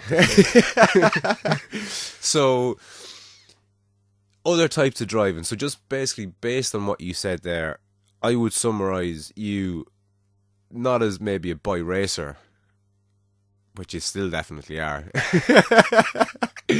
I think we can finish this up now, actually. You're practically just a twin cam enthusiast. Or am I underselling your other loves? I mean... Yeah, like, this is what I was, suppose, kind of, before I come over here tonight, I was afraid that it'd sound like that. I love all other cars. Again, I'd like to bring it back to the point of, it's the purest thing applies for me all over. Okay, so what's second to the twin cam is probably the Escort, is it? No, well, not for me. I love them. It's hard to categorise them like that. Like, the twin cam is definitely number one. No question about it. I am obsessed with those cars. But I will love any car that's built with the purest mentality, with the original engine, that's built with heart, that's built with a job. I mean, if anybody wants to see somebody who can explain things properly, like what the point I'm trying to make properly, they should probably go on and look up Chris Harris on YouTube. Now, he's a car reviewer that reviews new cars. Is he on the new Top Gear? He's on the new Top Gear. Yeah, even I would know his name. So. Yeah, before Chris Harris was on Top Gear, he had a YouTube channel called Chris Harris on Cars. He still has it, does he? He still has it. He's 1 million odd subscribers, all the rest. Yeah, he was actually, I think he was on Joe Rogan's podcast before. And he is able to probably put in words what I've been trying to say for the last hour and a half. He can put that in words very easily. He's very good at that. He can describe the feeling that a car gives to you. He can describe the reasons why that, say, these new cars with the flappy paddle shifts, the thing that you just pull the lever and it goes up a gear. Like, Chris Harris will be the first to say to you that makes a car so much faster. But if you break driving down, what way did he put it? If you break driving down to the binary of what it is, of what makes it enjoyable, then he would rather have a manual gearbox, because that's another thing for him to be thinking about. Like, the changing of the gears is such a big aspect of enjoying driving something. Yeah. Matching the revs when you're going down a gear, that's another thing you have to do, and change gear, and it's another thing you have to think about. And he says, whereas you're driving a car with the flappy paddles, it's faster. You can concentrate more on steering, but are you having more fun? Yeah, like, you see, I'm not a massive, petrol head or a car head. I like my cars, but I do genuinely like driving. I couldn't imagine myself ever buying automatic gearbox. Yeah, I like I don't know. There's something. There's a primal thing there to is, it. yeah, Like, there's there a primal is. thing to it, and he explains it quite well. Because I mean, you're talking about a guy who has driven. The reason I love him so much is because he's got my mentality. Probably a little broader minded, but I'm pretty broad minded. It's probably not coming across, but I am fairly broad minded when it comes to cars. But I base, coming back to the thing about the Ferraris of not being able to afford it and it being out of reach. Chris Harris is this guy that is driving the latest, newest Ferrari. And he's in a position to confirm to me that going, yeah, the latest new Ferrari is absolutely unbelievable, but I've got a piece of shit Peugeot 205 at home and it's just as much fun to drive and it only cost me £5,000. And you're kind of going, all right, well, my thinking, my theory is somewhere on the money because there's a guy who's qualified to say that. Yes, of course. Do you know what I mean? Yeah. And he would explain, if you were to listen to him, he would get across the point that I'm trying to make an awful lot better because obviously it's his job to do that. But he is my car mentality. His way of looking at cars is my way of looking at cars. It's funny you say that about the kind of the feel and the rawness and the primalness of driving cars, because am I right in saying that Formula 1 drivers, if you ask them what's their favourite type of driving, they'll often say go-karts? Yeah. Because again, you can't get Because more no bare bullshit. bones. Yeah. There's no bullshit. There's no, that guy has another 50 million more than I do. Like Yes. a Formula 1 driver at the end of the day, he wants to be better than you. And if he goes out in the best car on the track and he beats you, that's not him beating you. He knows he's in a much better car. And with Formula 1's terrible. I have no interest in Formula 1. Really?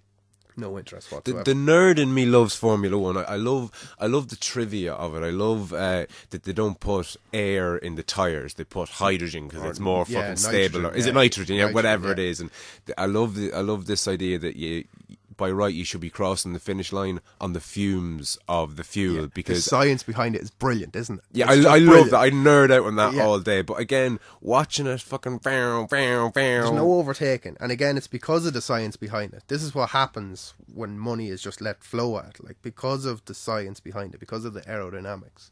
So the aerodynamics, if you're not aware, I'm sure you are aware, is spoilers all around the car to push the car into the ground. I believe that hypothetically they could be driven upside down. Yeah, so like a car might develop, say the car weighs 600 kilos. If it develops 700 kilos of downforce, then you can drive it upside down, theoretically. So for people listening, on the roof of a tunnel, say. Yes, so say you had a curved tunnel, a perfectly circular tunnel, and you took off, I'd say you'd have to be going maybe 100 mile an hour or something for the air to be passing over the car. Yeah, it's to fast push enough it down. to push it It's down. like the opposite of a plane, basically. Yeah, opposite of a plane, yeah. Downforce. Is Yeah, what they as call it. opposed to upforce. As opposed to upforce, or lift. Yeah, of course. So, in that aspect of it, again, the science behind it is brilliant, and I think that science appeals to everybody. It's just the numbers are just crazy, but it doesn't make for good racing, because if you're dependent on downforce to go around a corner quick, and you come up and you're after catching a car on 3 laps, and then you get up behind them, you might have heard them on the racing calling it dirty air. So when you come behind another car, he's disrupting all the air because he's using all the air to downforce. So the air is kind of all over the place by the time it hits your car because you're so close behind him. Yes. So when the car gets up close to the car in front, it can rarely make the overtaking manoeuvre because it can't corner as quick anymore because it's not getting downforce. Okay, we'll go a bit deeper onto that now a bit, because in cycling there's drafting, is that what it's called? But that's a different thing. That happens in Formula 1 as well, but that's in a straight line. So you can imagine in a straight line, drafting is they're breaking the air, so there's no air hitting the front of the car, so you can actually go faster. Yes. And remember that another thing worth noting is that if a Formula 1 car has a lot of downforce, that slows it down in a straight line. It's literally trying to catch the air to push it into the ground, which means it's less slippery. Like, yeah, it's not as downforce aerodynamic, is yeah. faster around the corner, slower on a straight. And that's why a Formula 1 car doesn't look aerodynamic. Yeah, it doesn't look Like like if- this slippery object. Yeah, They're like just- a- it is to a certain degree, but they're directing air into the right places. But like, you've got mad angles and shit. There's no, like, That's the Formula 1 catch-up. cars aren't streamlined really. I mean, they obviously are to a degree, but to look at for the person who doesn't know what they're looking at, my car, a big A6, a big saloon, it looks more streamlined. It actually looks That's to more help with, aerodynamic. like, miles per gallon and to Of course, yeah. It's not to stick it to the road. look nice as well. But like, if Formula 1 wanted to be more streamlined, if you had a track with a really, really, really long straight in it, it's not that you'd see less fins on those cars, but they'd be angled back so that they'd catch less air, which would allow the car to go faster in a straight line. Yeah, of course. Which comes back to your drafting thing. So if I'm driving behind you, there's no air hitting all the wings on my car, so I can go that little bit faster. Yes. To pull out past you. But if I'm in a corner, I don't have the air hitting the front of the car to push the tyres into the ground to grip more. Yeah, and another cool thing I've heard, and you'll be able to expand on this, is if you don't, in a Formula 1 car, say, I don't know if it's the same for other race cars or in rallying, but if you go around a corner at, let's say, 100 miles an hour, you'll fly around it. But if you go around the same corner at 80 miles an hour, you'll skid off because you're not going fast enough to create the downforce to keep you on the road. And it's a real weird, counterintuitive type thing. Difficulty about it. Like, that's why it's such a pity that it's not exciting to watch, because the level of driver skill required to drive one of those cars is amazing. Did you ever see the episode of Top Gear where Richard Hammond tried to drive the F1 car? I did. He couldn't start it. Well, yeah, well, that's one thing. That's fair enough. That's just him being shit. That's all that is. But, like, if you have to, the brakes, what you're after saying about the cornering is right.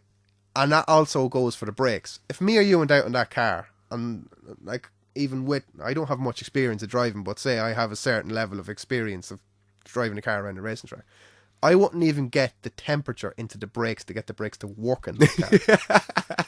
I've heard that about the tyres as well. If they're not hot enough, they're not sticky enough, and again, they won't grip enough. If you can imagine a window of performance with temperature 0 and 100, like, you have to get it to the temperature very, very quickly or the car won't work. The car just won't work. It'll just spin off the track. The downforce won't work, the tyres won't work, the brakes won't work. They're all designed to work at these crazy high temperatures because those cars have to do 50 laps flat out.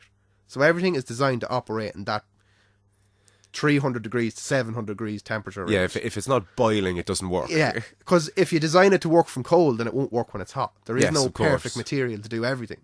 So that's why they're so hard to drive, which makes them so amazing. But it just doesn't translate to exciting racing. And why is that? I mean, what is it that's not exciting about it? There's no overtaking. There's like, and when you say there's no overtaking, what do you mean there's no overtaking? Like, they're not able to. If I overtake you, it's because it's all strategy. It's like playing chess. Remember you said there a few minutes ago that they can work it out till they're running on the fumes when you're crossing the finish line. Yes. They know everything. They know 10 laps before Michael Schumacher passes out Lewis Hamilton that he's going to pass him between lap 12 and lap 14.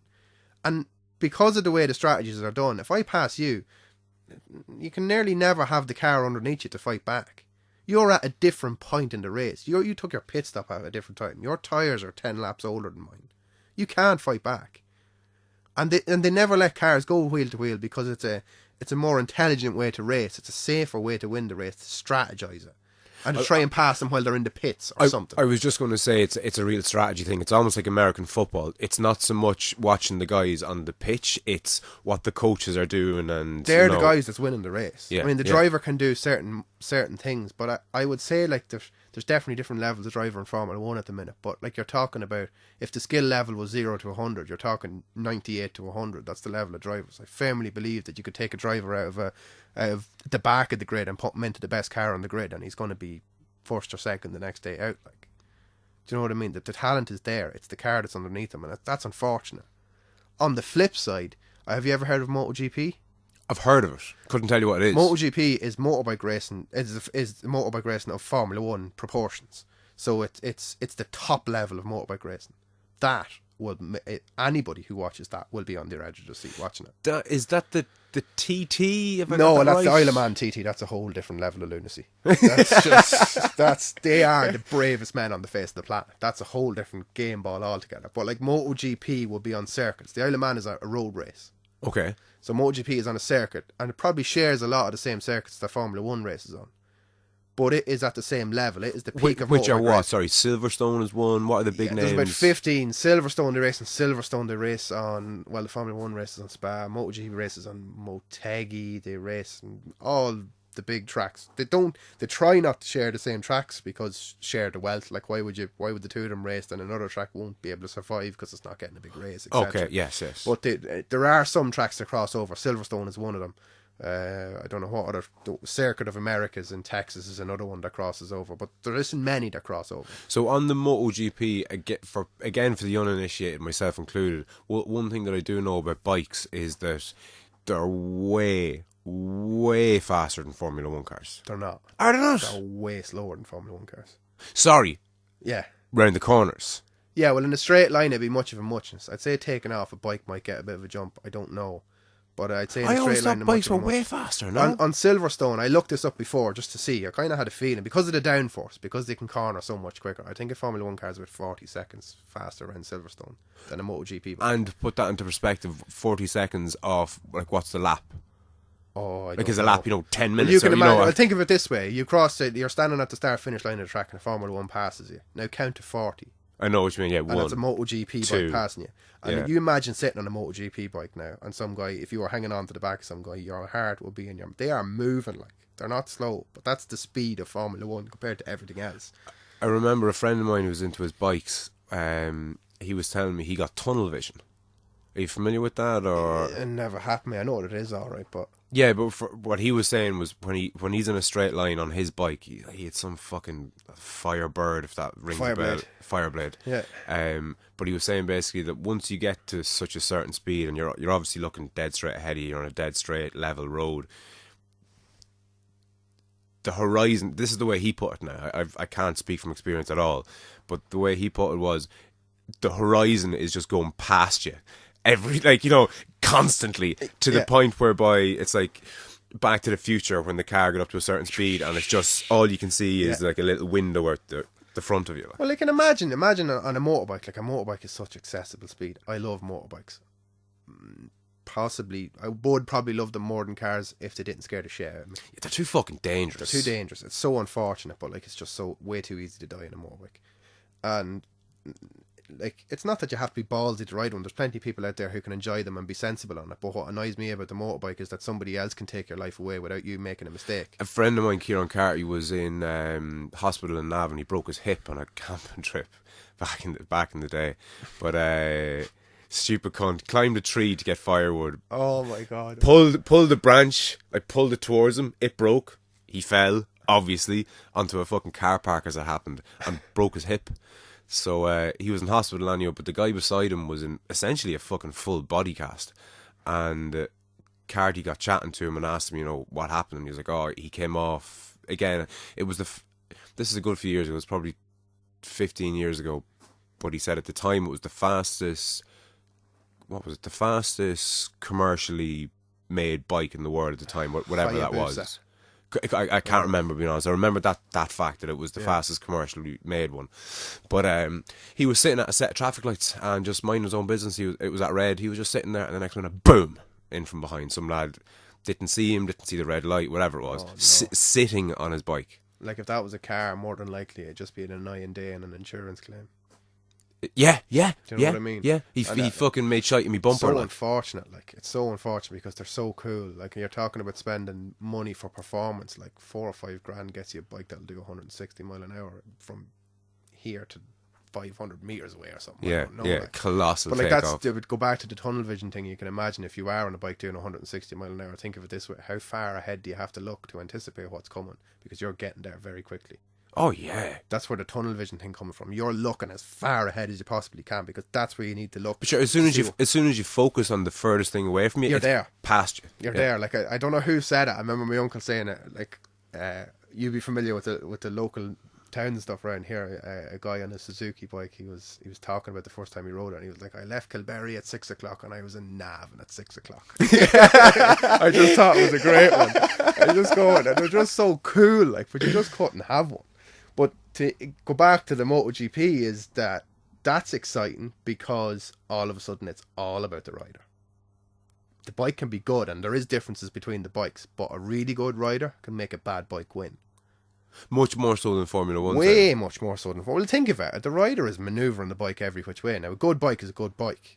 But like, at the minute, the world champion who was recently won the world championship again is a guy called Marc Marquez. He's a young Spanish guy.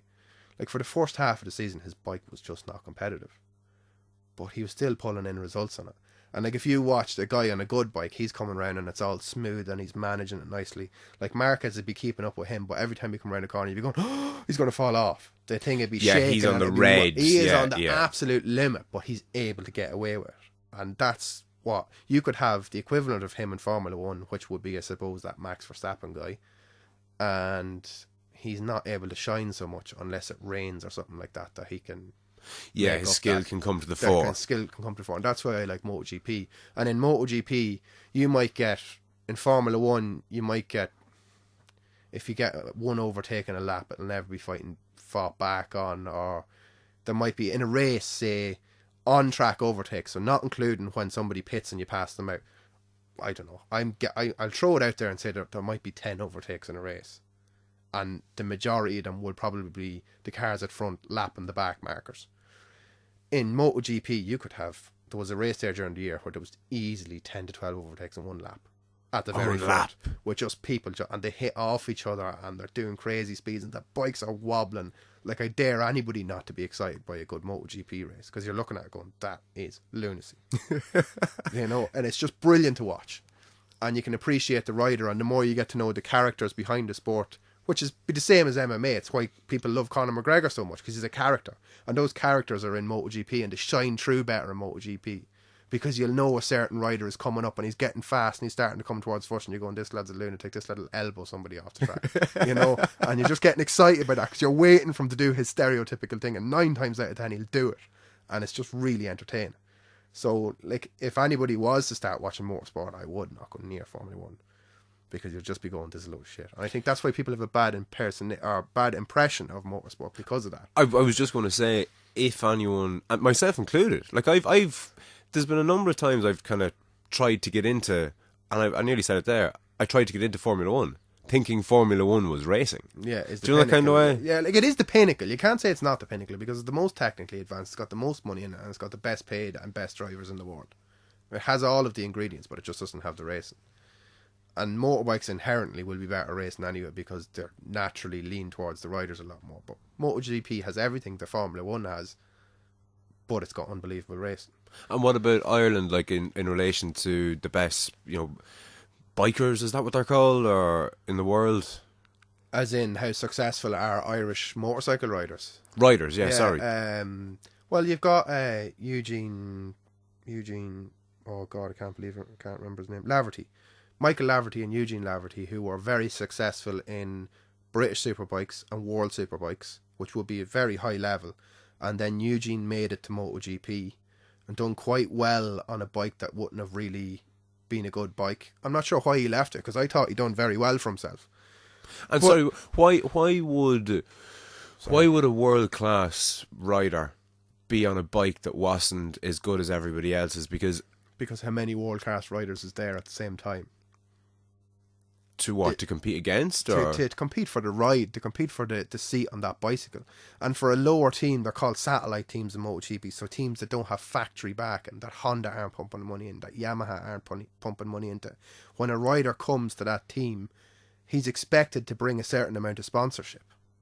Like, a lot of what people don't know about motorsport is, like, say the top 5 teams in Formula 1 or MotoGP, the riders are probably being paid to be there because they're the best and they've proved themselves in all the disciplines. Everything after that, the drivers and the riders have to bring sponsorship with them. They buy their seat in that. Now, the sponsors probably pay their wage, but for example, going back to the WRC, there's an Irish driver in the WRC at the minute. World Rally Championship. Craig Breen is his name. He's doing really well for himself. But I've heard, and I don't know how true this is, that he drives for Citroën, a factory Citroën team. But I think he had to bring €2 million in sponsorship with him for Citroën to let him drive that car. Citroën didn't pay him €2 million. He brought €2 million worth of sponsorship to that team, and they let him drive the car. Now, Fuck. I'm not sure it was Craig Breen. It was somebody anyway. That story around the time that the WRC was in Ireland, that story was going around because one of the drivers done it. Could have been Chris Meek. I can't remember. Well, let's say you're completely off on the figure. The sentiment is right, though. The sentiment is right. The driver has to bring... Yeah, on the lower level teams that aren't supported by factories that can pump 30 or 40 million into a racing team for a season, they need to bring sponsorship money with them. Whereas a footballer gets paid 100,000 a week just because he's good. Do you know what I mean? That's what you're without dealing bringing with anything there. else. So. Yeah, and that's just the way motorsport is. And to answer your question on Eugene Laverty, he's probably every bit as good as the top riders, but in the likes of MotoGP, you have somebody who's a world-class rider, and then you've got somebody who's just, oh my God, was he born on a motorbike? And that's where Marc Marquez fits in. Have you heard of Valentino Rossi? Yes. Everybody's heard of Valentino Rossi. He's just the GOAT, they call him, the greatest of all time. Yes, yeah. He's at, I don't know how many years. The guy is old and he's still a fucking genius. Like, he's still winning races. And you say old, like, is there an average age for I don't know what the average age for a motorbike rider is. Some of them surprise me with how old they are, but I think he's definitely heading for his 40s. Oh, fuck. He's racing. He won his first championship in the 90s, I think. Like, he's had a long time. And he's still competitive. Like, you couldn't write Valentino Rossi off to win a championship next year. I know what you mean, yeah. Do you know what I mean? But that's kind of the nature of MotoGP anyway. It could be anybody. It could be 5 riders that could win the championship next year. Which makes it exciting. Which makes it exciting. Whereas Formula 1, Lewis Hamilton or Sebastian Vettel is going to win a championship next year. Yeah, it's like the Scottish... Celtic, yeah. Yeah, do you know what I mean? Same thing, yeah. Same thing as that. It's just, that's why the MotoGP is more exciting. And then you have the other aspect of things to go back to the more amateur level of things, is what you said earlier about the TT, the Isle of Man TT. And I think that's probably the most awesome spectacle of motorsport there is. So that's on the roads? That's on the roads. That is a beautiful blend of skill and balls like a Bengali tiger. That's just, it's lunacy. I don't know how it's still legal, because the amount of people that die doing it every year, but I love it because it's like our last little link to the way things used to be years ago. Do you know when you look at something years ago and you go, oh my god, like hurling, they weren't wearing helmets or gum shields or anything. Yeah. There wasn't a tooth on the fucking pitch. There wasn't a tooth on the pitch, like. And here's this sport that's still at that, like. Of course they've got all the gear, but like, you can have all the gear in the world, you know. It's not going to save you if you hit a fucking side of a pub at 180 miles an hour. Like. Do you know what I mean? It's just, I love the Isle of Man TT for that, and it divides so many opinions. Because is there a call for it to be banned, or some people are giving out stink about it, but I don't think it's fair to say that. People should be allowed to make the decision if they want to go and do that. And just because it's in the public eye, people are very opinionated on it. Like, I work with a girl who likes climbing mountains, right? And she went to some mountain in Russia. It's the highest peak in Europe, I think. If it's not, it's up there. Yeah. And she went and she climbed it. And she was come back and she was telling us, man, and she just casually told us that 2 or 3 people died climbing that mountain the week before. Now, maybe that's absolute bullshit, but that's what she said. Yeah. And I thought about it, and then I was having a chat with a friend after about it, and I was going, like, people give out so much about the Isle of Man TT, but there's an activity, there's a hobby that somebody does. They love climbing mountains. Nobody would question that. Oh, fair play to you, like climbing mountains. But nobody questions the fact that, hang on a minute, 2 people died doing that last week. Yeah, well, like, I got it with the MMA, and like, you hear about people giving out about that it's human cockfighting and it's fucking barbaric and it's brutal and it's this, that and the other. It's certainly brutal and it's certainly barbaric, 100%. But it's absolutely not as dangerous as cycling a bicycle on the fucking road. No. Like, a good friend of mine, Colin Lydon, I don't know the ins and outs of what happened, but he came off his bike and smashed his head into a fucking rock, basically. And, you know, that happens all the time. People aren't, you know, screaming about banning fucking cycling. Yeah, but do you think that's an Irish thing, or do you think that's, like, that attitude, that kind of busybody, worrying about what other people do and telling them they can't do it? Do you think that's an Irish thing, or do you think that goes outside of Ireland? To be honest with you, I don't know, and I can't answer that because I haven't travelled enough. I haven't spent enough time abroad. You need to spend a lot of time in a place to feel the type of person that's there. Yeah, this kind of topic came up with, I think it was Beef, Cormac O'Keefe, when he was on, and we were talking about begrudgery. We weren't sure if it was an Irish thing or, you know, if it was a universal thing. It certainly seems to be an Irish thing. Yeah. But again, personally, I haven't lived abroad enough to kind of have to know either way. It's a thing that really grinds my gears. I hate it. I just don't like when people shouldn't be allowed to tell you what you want to do. Now, I get the thing about the road racing and the dangerous things. That man has a family. He's going out there and he's risking his life. Yeah, but no one's making him go out there. Nobody's making him go out there. He's making that decision himself. And that wife of his made that decision to be with that man when he was probably road racing. I mean, they don't start when they're 40. Yeah, like, of course. If somebody's road racing, they're road racing from a young fella. Same with MMA. Yeah. So, like, if she met him when he was road racing, it's not fair to give out to him. That's who he was. And that's who she decided to have a child with, or whatever. Like, you can't say how selfish it is. That's who that person is. No, of course. And another guest, Graham Mackin, he's an endurance athlete. Do you know Graham?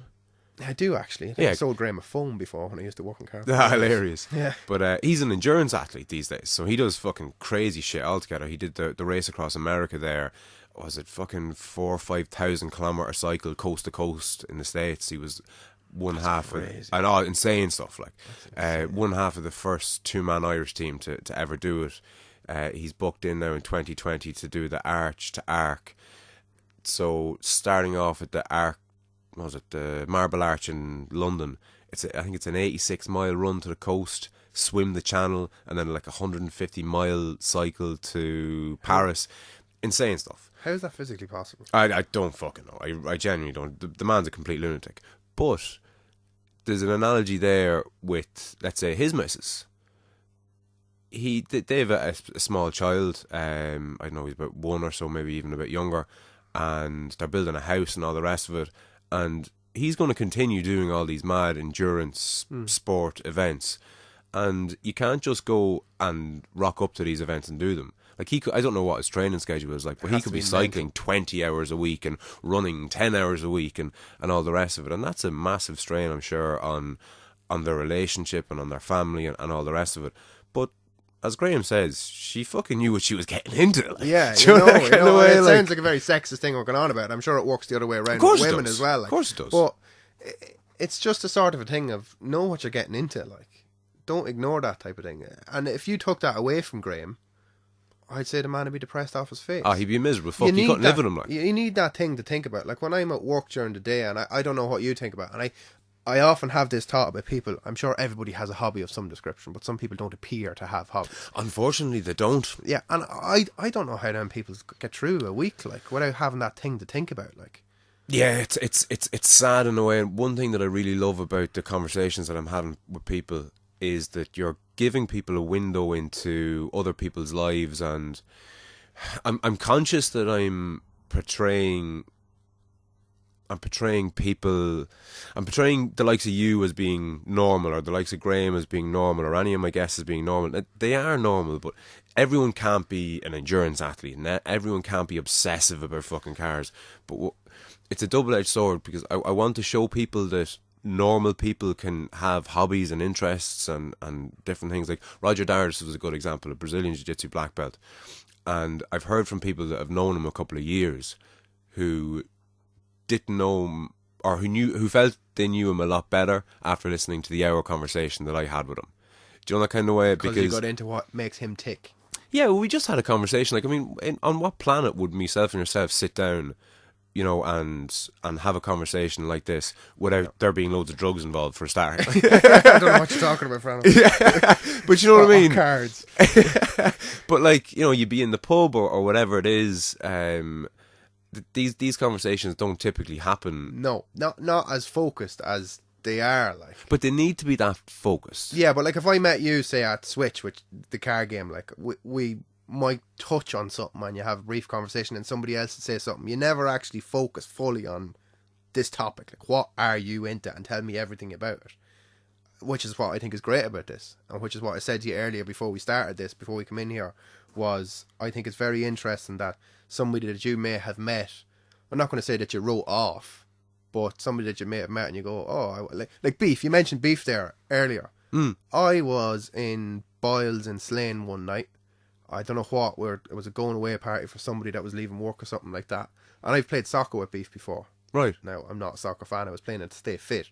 But sitting in the pub and in walks Beef with a guitar. And I was like, oh, Beef plays the guitar. Then Beef started playing the guitar. I was like, oh my God, Beef's unbelievable. Yeah, he's class, isn't he? He's serious. I was like, I never put those two things together before. And I was like, that's exactly kind of, I suppose, what you're saying is you don't know what somebody is into. No, you really don't. And you could meet them 10 times in the pub or in the shop or wherever and have long conversations with them and never get that out of them. But the conversation at fucking, like, small talking particularly, it just fucking murders me. I have no time. Well, what's the crack? How are you?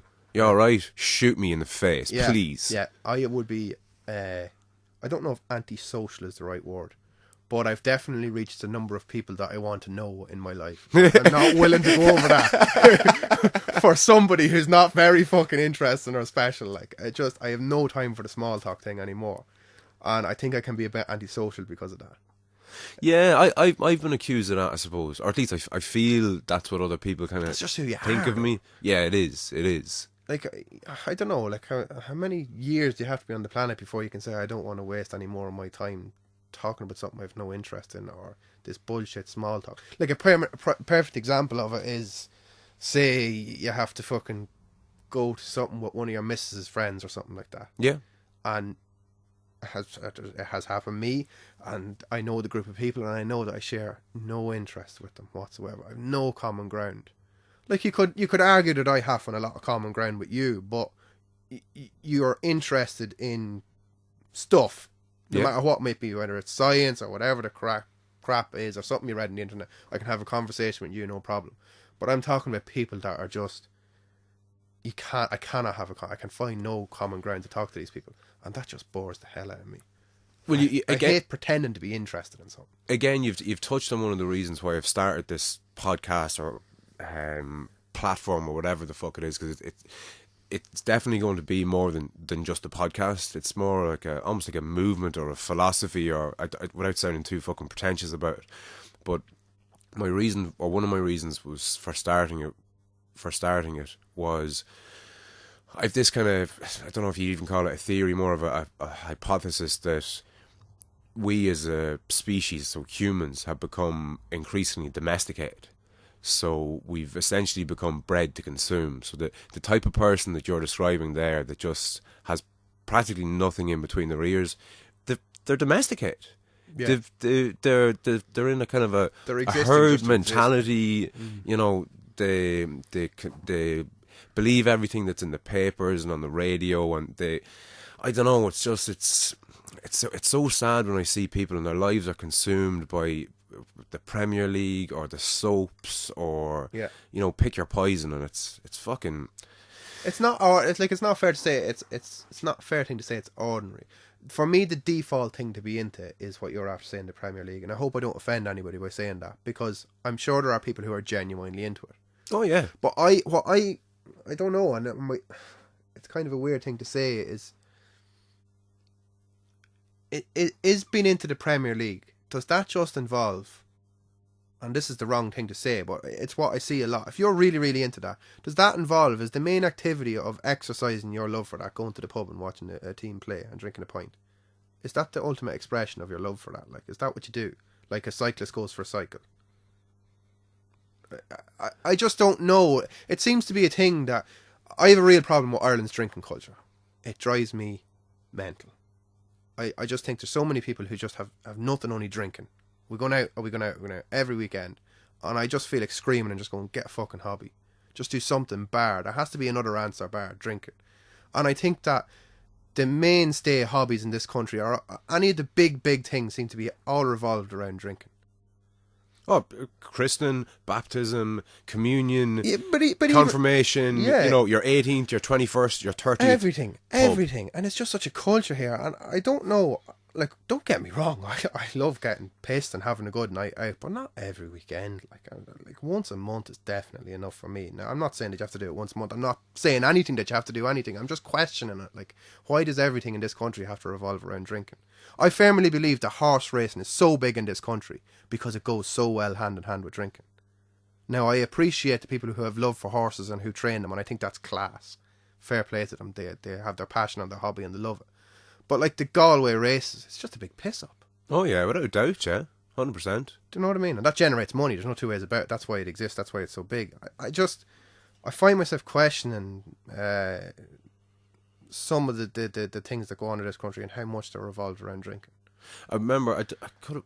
I hope I don't offend anybody saying that. I don't mean any offence by saying that. It's just an observation that seems to me I'm probably missing something. But well, put it this way, I can't for the life of me think of who I'm kind of quoting here. But I remember hearing it said that pick any village or town or city, or pick any kind of location in Ireland where there's more than a couple of houses kind of tethered together around the country.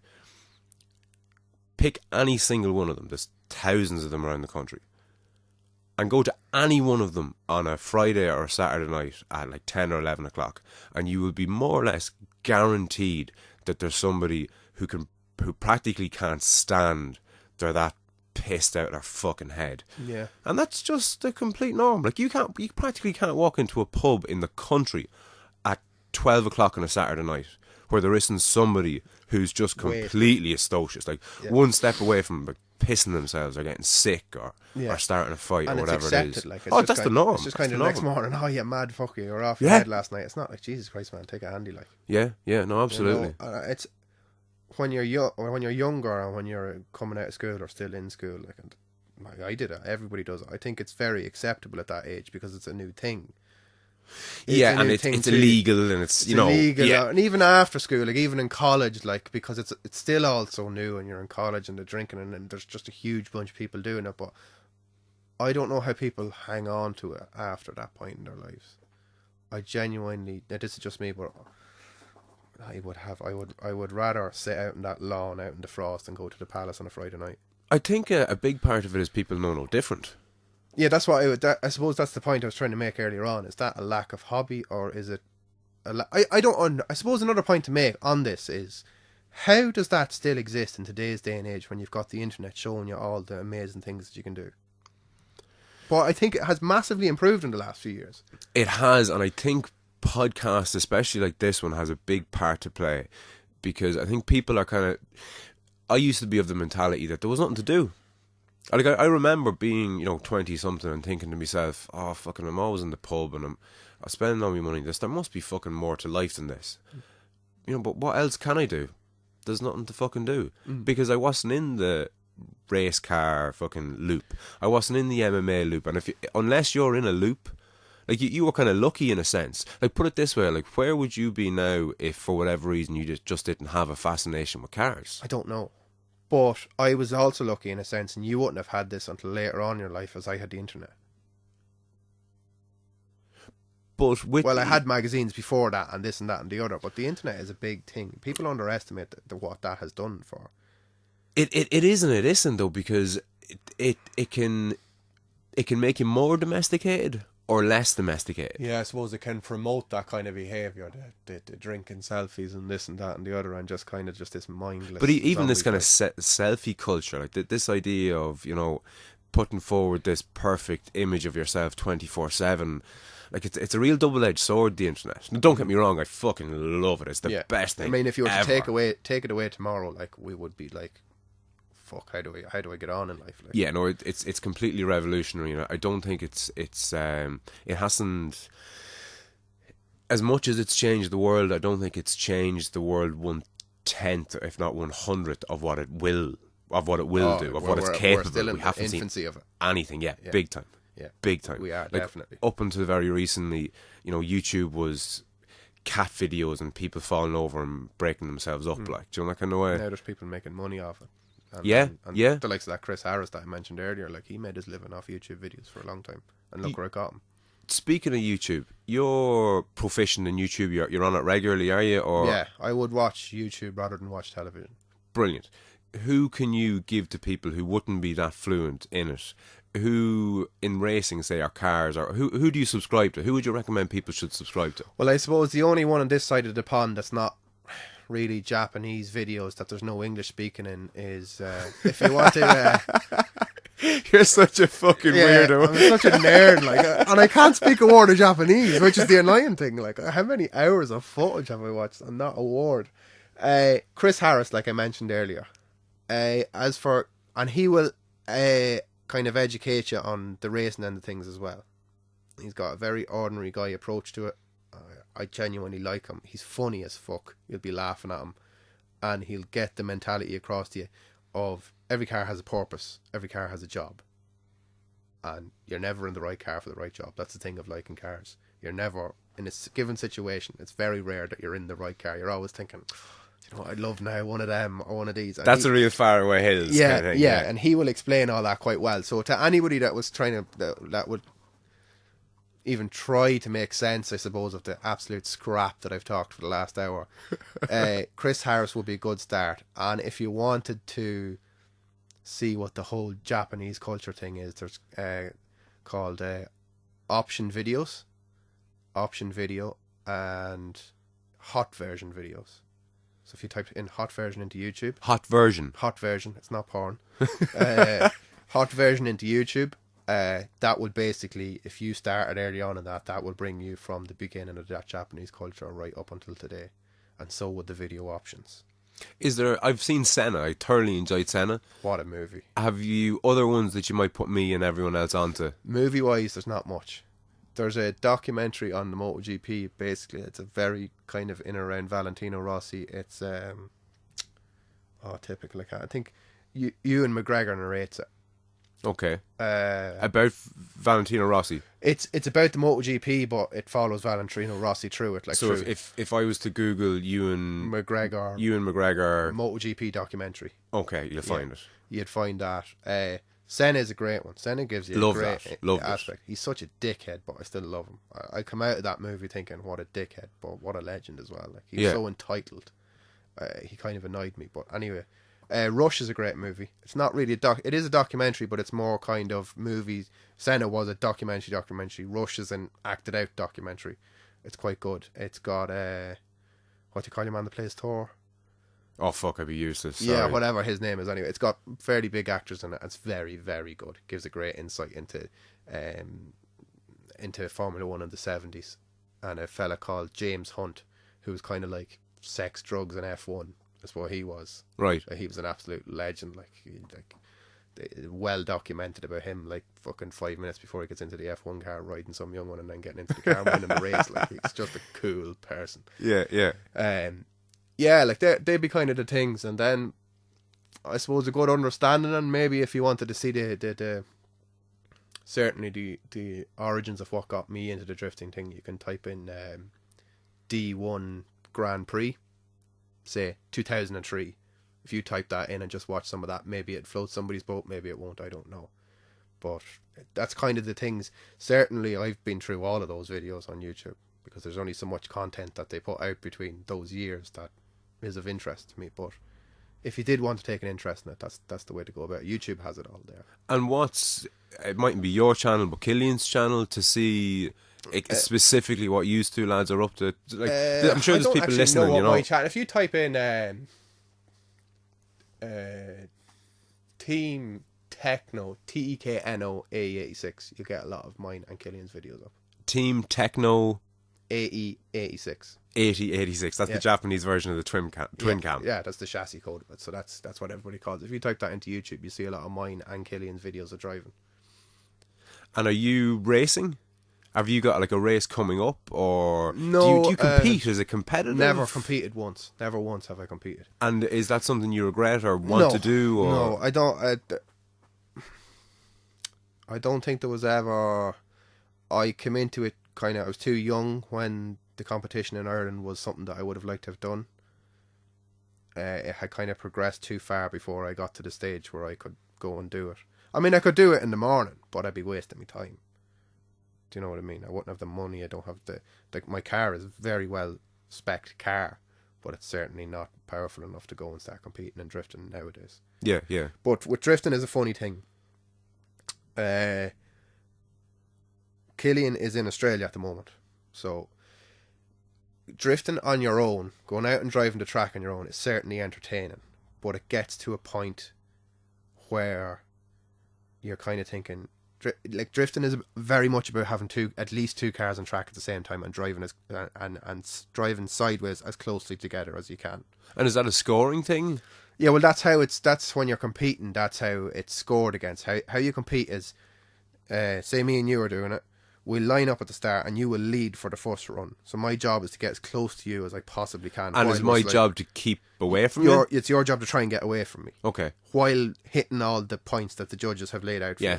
And then we swap, and then I'll chase you.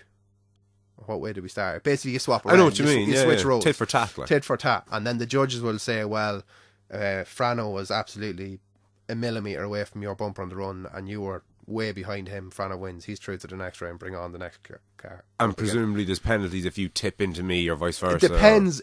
I can tip into you. I can touch you. But as long as I don't hit you hard enough that it throws you off, right, then I'm okay. Light contact is very much seen as a good thing. Okay, that's what you're striving for. Yeah, like if you can get close enough that your tyre is just rubbing off his door, then that's pretty impressive. Yeah, yeah. You know, which is why, like when I would have went to Anglesey, I've been to Anglesey 3 times. Every time I was there with say Killian and Paz, who would be of the same level driver as me, if not slightly better driver than me, but we're all of the same level, which means that we can go out and drive together, and I can trust the 2 lads because I know they're good, and they can trust me because they know I'm of a certain level. Like, yes, once you're of a certain level, you can drive close together. Yeah, it's about trust, like similar to sparring.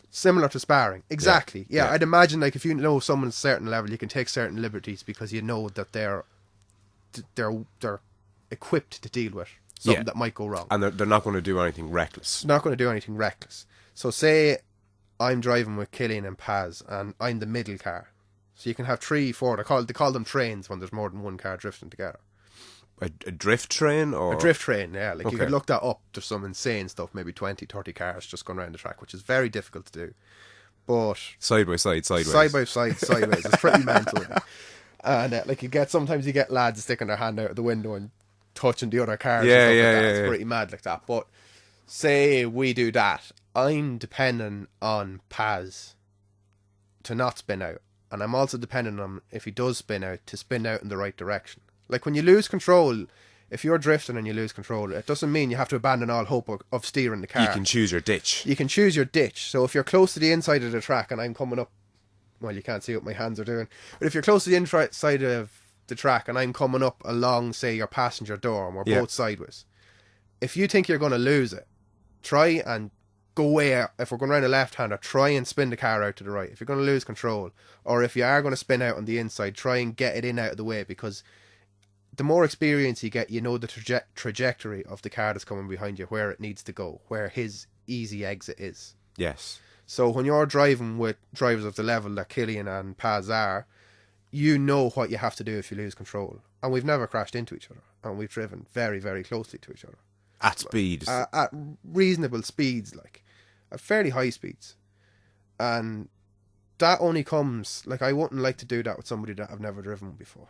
Yeah, of course. I think it wasn't the last time. The last time I was in Anglesey, I wasn't driving as well. But I think it was in 2015, we all kind of had the cars in a similar place, all similar spec, which meant they were evenly matched. And some of the driving that we done there, I'll remember it for the rest of my life. Like, it was just, everybody was just smiling ear to ear coming in and out of the car, like the adrenaline was pumping. We all knew we were just in a good zone. Yeah, yeah. And there was liberties taken, and there was no comeuppance for it. Like, the cars came home mint after all the driving, and you get this, especially when you drive the car home from the track. When you drive the whole way there to Wales, now it's only 30 minutes from the ferry when you from Holyhead. Like, you only drive 30 minutes off the road and you're at the track. It's not exactly a trek across fucking England, but yeah. You drive the car to the track, this ludicrous car, you're driving out on the road, you're waiting for somebody to arrest you. You get over there, you drive for 2 solid days, you drive the absolute shit out of that car. You treat it like the worst piece of shit ever. You torture it. And you drive it really close to somebody, and you have these close ones, and you're doing these ludicrous speeds, and you get back into it on the Sunday evening, you drive it back to the ferry, get the ferry home, off the ferry, drive it back the whole way back down to the shed. When you get out of that car after a weekend of that, and the car is in one piece and you're in one piece, you kind of go to yourself, can't believe I got away with that. You know, every time we come back, it's the same thing. Like, you get out of the car and you just get this. It provides so much enjoyment from start to finish. It can provide a lot of stress getting there, and I'm definitely a stressor. If I have a ferry at 8 o'clock, I need to be sitting there waiting for that ferry to pull in at 6 o'clock, or I would be like, we're going to be late. I have to have everything organised. Whereas, say, Killian would be just like, oh yeah, whatever, shall we leave at 10 to 8? I'm sure we'll be there when he's closing the door, he'll let us in. And aside from that, is there a type? Like, is there... can you think of anything that kind of... can you think of anything that you would have in common, say, with that Japanese lad that you went over to see? Aside from, obviously, your love of fucking twin cams. But is there something... Yeah, absolutely. I think car people are very similar in every aspect. In that they sacrifice... I found with anybody that I talk to into cars, take away the cars completely, and they're the same type of person. How so, though? Like, they're relaxed people. They don't get offended easy. They're willing to slag each other. and they have fun about the same things. Like some people get a bit worked up about it, but it's a very common thing for people to slag you about crashing and stuff like that, or you're probably going to lamp that yuck, or something funny before you go out, like seconds before you're putting the helmet on. Don't crash, and you're going, oh fuck you. Do you know what I mean? So that's kind of a very common thing. I haven't met very many people who don't share that sense of humour. There's a youthfulness in car enthusiasts as well, I think. Is there? There's the kind of, and again, I was taking the piss out of you calling you a boy racer there earlier on, but there is a boyish element, is there? Yeah, I think so. Yeah, I know what you're saying. It's a kind of it's a hard one to put your finger on that. Yeah.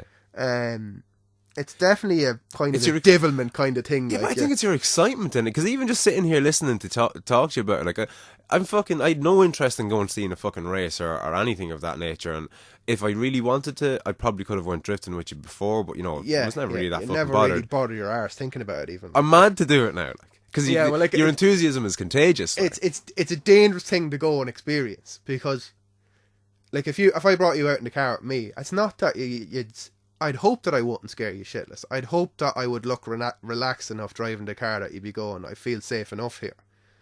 If I did scare you shitless, that's fair enough, but I don't think you're the type that would scare too easily. Some people would be like, oh my god, stop the car. But if you went, it's one thing to go as a passenger in the car and you go, it's like a roller coaster or something like that. You go, oh, that was brilliant, that was deadly, unbelievable. But when you get in and you drive the car, and all of a sudden you're in control of the roller coaster. You've got all the feelings from... Yeah, do you know what I mean? Like, you've got all the adrenaline feelings from what's actually going on. All the fear and all the responsibility. All the fear and all the responsibility. And then you're in control of how much fun you have all of a sudden. Like, and when you build up it just gives you so much emotion. When you build up the confidence to do the mad thing. Like the scariest part of drifting around a corner is the entry, for me. Because going into the corner. And it's the most thrilling part. Because again, to go back to earlier, the Corolla has very little horsepower, which means you cannot afford to lift off the throttle or do anything bar commit to the corner as hard as it'll go. You're going into what would be a blind corner if there was a ditch, say, flat out, basically. Yeah, well, I wouldn't call it a blind corner. Some corners are blind, but like you can see the corner, you can see through the corner. But that's what I mean. Like it would be a blind corner if there was a ditch on it. Yeah, right. So say you're coming up. Say the first corner in Mondello is a hairpin, right? Which, if you were driving around it fast, you could probably drive around it at, say, at the slowest point in the corner, you'd be doing 30 miles an hour. Yeah, I've been around Mondello. You've been around Mondello, so you know the first corner in Mondello, right? If you're drifting that, you're probably coming down the straight, and do you know where the bridge crosses the track? Oh, Can fuck, you remember no, that? I wouldn't anyway, know specifics. There's a bridge that crosses the track, right? And it's about 3/4 way down the straight. If you're racing into that corner, you're foot hard down, you're coming under the bridge, and then you're in a straight line and you're braking at the last possible second, and it's pretty fucking exciting. I've actually recently done some racing with the car, and it's awesome. But if you're drifting it properly, you come down that straight, and I'd say you're getting to about 80 miles an hour. Right. Is in my estimate what you're getting to. You're not letting off the throttle in a Corolla, and then you're just as hard as you can flicking the car at the corner, and all of a sudden your side was at 80 miles an hour. And do you drop, like, is the handbrake involved? If you're bad at handbrake? If you're bad at it. Okay, so... that's not fair to say. If you're driving a car with a lot of power, you generally have more grip, so sometimes you need to use the handbrake. But in a Corolla, you should never pull a handbrake in a Corolla. If you're pulling the handbrake in a Corolla, you're doing it wrong. Okay, so you come into the corner fairly flat out, 80 odd kilometres an hour. Well, imagine driving on the motorway and getting the steering wheel and violently shaking it to the right and then to the left. Yes. As hard as you can. You know what's going to happen. The car's going to go crazy. Do you go down a gear as you do that? You generally keep, like, an engine will have a power band, so whatever gear you need to be in that case of going down the main straight Mondello, I will go down to the next gear, because what happens next is once you break that traction and the car is sideways, that's when you need to be brave. Well, it takes a fair amount of bravery to do it, but it's not bravery, it's confidence in yourself. I would never go out on the track and just do that straight away, because I'll crash. I need to build up my confidence at slower speed for a couple of laps, and then when I know I have the feel of the car, I'll do it then. But once you break that traction, say at 80 miles an hour, especially coming into that corner Mondello, if you don't get back on the power, so you're sideways now, you're pointing towards the wall, your wheels are turned away from the wall, but if you don't press the accelerator and press it hard, the car's going to spin out and you're going to crash. Yeah. So that's kind of a thing when you're starting out that you have to get over in your head, that if the car is sideways at an angle and and the back of it is floating towards the wall, it's not the brake you press, it's the accelerator. You need to get away from that wall, or you need to get away from that object, and the way to do that is accelerator. So it's a balancing act. Yeah. It sounds complicated, but when you feel a lot of force, it's like riding a bicycle, I suppose. Your body is kind of like a gyroscope. It's able to feel a lot of forces. Yeah, of course it And is, once yeah. you get a feeling for what's going on, the car will, a good car will let you know what's going on, where the grip is, what's happening. And you'll feel it in the cheeks of your arse, as we just say, what you need to do next, like. So you'll know that, oh, if I get back in the throttle now, it's going to spin, or I need to give it more throttle to keep it going, or I need more steering, or I need to... It's muscle memory. It's a feeling. You can't explain it, like. What do you think of kind of modern cars with all the electrics and the, you know, automation and, like, I feel myself that even, like, the A6 that I have is a lovely car to drive, but the car does a lot of the work itself. You're never in. Yeah. I don't know. Do you know the point I'm kind of struggling to make? That there's a lot going on. Yeah, I have mixed feelings about it because I do a long drive to work. Well, it's long by my standards. I drive an hour and 15 minutes to work every day, and in that aspect, my answer to that question is yes. Give me a fucking Tesla with no gears that's fast and that does everything for me, so that I have to do as little as possible going on the way to work. But there's a big difference between driving for fun or even just driving at the weekend and getting to work. When you're going to work, if you had a teleporter, you just get in and you go to work. Yes. You wouldn't drive a fucking car. So that's a car doing a job. So, and in a lot of circumstances, for some people, your Audi is a car to do a job and to do it comfortably and to do it quietly and nicely. And then you have people who buy them then because they're a nice car and they want to enjoy them. So for you, I would certainly say you don't want the car doing too much for you. But if you were dependent on going to work every day and you're driving it for an hour, like if you were sitting in Dublin traffic, have you ever been sitting in traffic in Dublin and just going, oh my God, if I have to press the fucking clutch in and select first gear one more time, I'm going to go crazy. Oh yeah, yeah. Do you know what I mean? Absolutely. For example, in Japan, I wouldn't have a manual car in Japan because the traffic is just fucking stupid. You go nuts with a manual car in Japan. Yeah. But I think driving for fun, the less electronic stuff, the better. And again, to elaborate on that, watch Chris Harris. He's got a wonderful way of looking at it going, he is capable of not being narrow-minded and going, this is what the electronics is doing for the car. It's faster, I've got more confidence, I can go faster, it's just saved me from crossing the ditch there. Yes. But do I want that? That's just taking away the excitement of me having to go, oh, and saving it, like, I'm going down the road, like. And I think, see, what sells with new cars is speed. And have you ever heard of the Nürburgring? Probably watching top here, yeah? Lap time on the Nürburgring, that just sells a car. So, Have you been round it? No, a mate of mine went to it this year. How the fuck have you not been round the Nürburgring? It's actually less of a pilgrimage in Japan, but my car is not suitable for it. Why is your car not suitable for it? Because... For the long journey, or...? It's the long journey, and even the track... Well, I suppose it'd be nice in the track, but I don't know. I'd want something... I would sooner go to the Nürburgring in your Audi than my Corolla. Yes, yes. Do you know what I mean? But... When are we going? I don't know. Should we go next week? Sure, why not? It's a scary thing, the Nürburgring. The Nürburgring is... It's a big risk. Can you lay that out? I know exactly what it is, but for people who mightn't. The Nürburgring is basically a toll road in Germany. It is a racetrack, but it's not a racetrack. I think it's one of the longest circuit. It is the longest circuit in the world, but it is actually a toll road. So you can just drive down in your fucking Fiat Panda and pay a tenner and drive around it. Like, you don't have to have a race car to drive around it.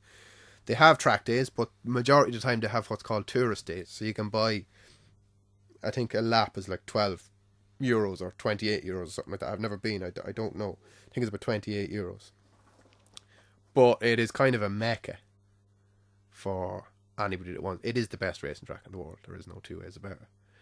And it's a mecca for any car enthusiast that wants to go there. And that applies across the spectrum, no matter what kind of a car enthusiast you are. But what you don't hear about the Nürburgring... Well, actually, if you type in Nürburgring crashes into YouTube, you'll know all about it. It's absolutely awesome. I could go on and on and on about how amazing the Nürburgring is, but it comes with massive risk and massive cost if you get it wrong. Like, if you crash in a Nürburgring, I think it's something like €1,000 for every metre of barrier that you damage. And if you spill oil on it and somebody comes down in their Porsche and crashes, you're liable for what happens if they can prove that you spilt the oil out of it, and that can run into a lot of money very quickly. So there's massive risk involved with it. It's one of those things where you kind of just have to go, yeah, I'm just doing it, and just go for it and hope that you get away with it.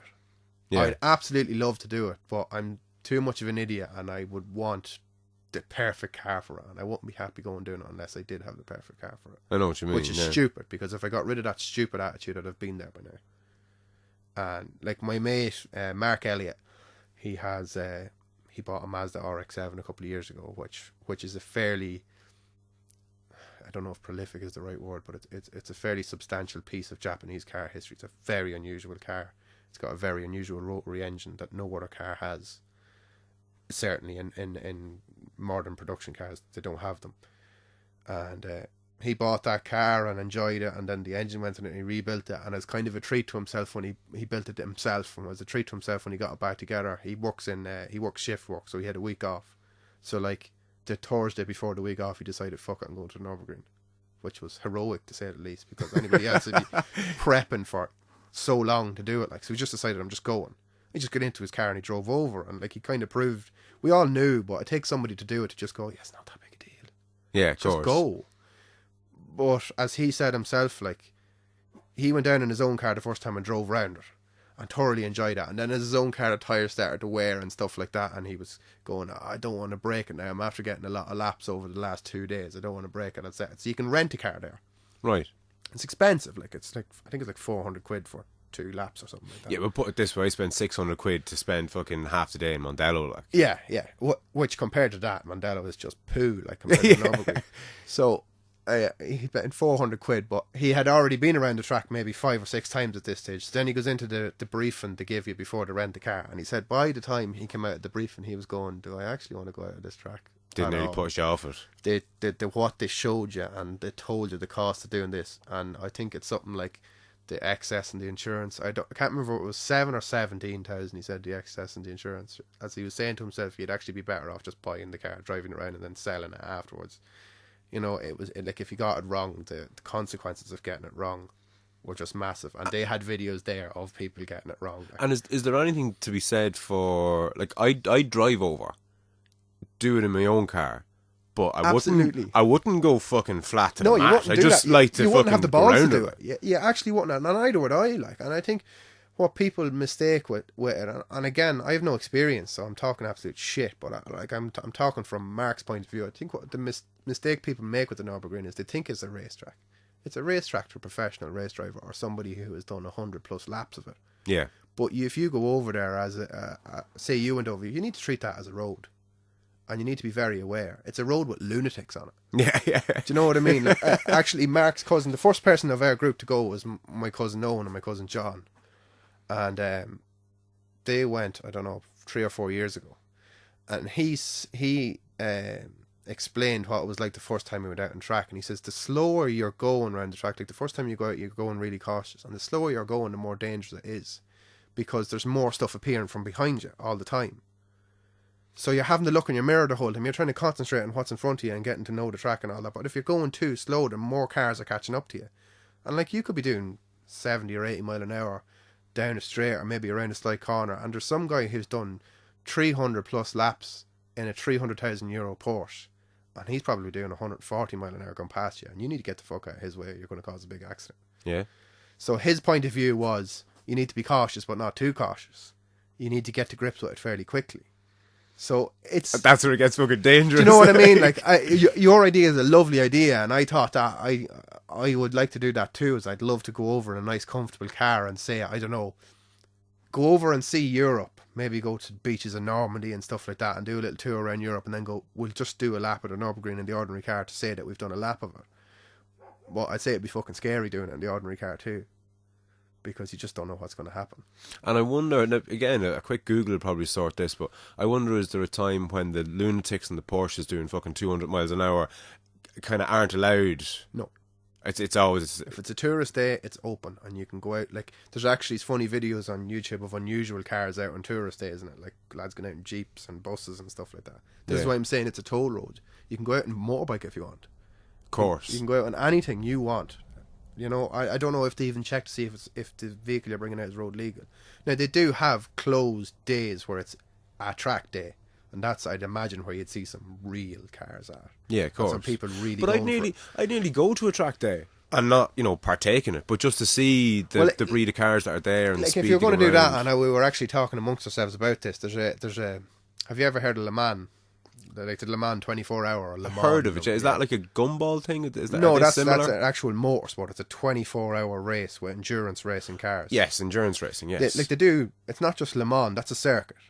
Well, it's actually a town, I think, that has a circuit around it, a road circuit. But Nürburg is the same, isn't it? Or the Nürburg. It's a town. Nürburgring has. Yeah, it is. I don't know what the name of the Nordschleife, I think, could be the name of the town. I'm not sure.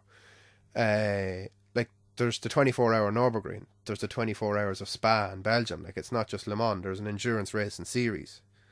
But even for what I would love to do, and I think this would apply even to people that don't have much interest in cars, is go to the 24 hours of Nürburgring, because it's a full race date. They've got concerts. They've got everything at it. It's a full festival. Yeah. And then the Germans just take it to the next level. Like me and you think, oh, we'll go camping at the Nürburgring 24 hour and we bring a tent and we might set up a fire and have a few cans or something like that. These guys build tents with fucking with a, what do you call it? Like a, what do you call it? Like sticking out the front of your head, porches and everything. Yeah, like, yeah, out the of whole timber. lot. They build fucking houses on the side of the track, like. And they have these festivals and fucking mad music playing and they're all hammered and there's cars racing by all night. It just looks like the best crack ever. And that aspect I'd love to go and do. But I definitely, one thing I will need to drive that track before I die. I think it would be an absolute disgrace to me if I didn't at least. I can't believe you haven't been around it. I don't know why.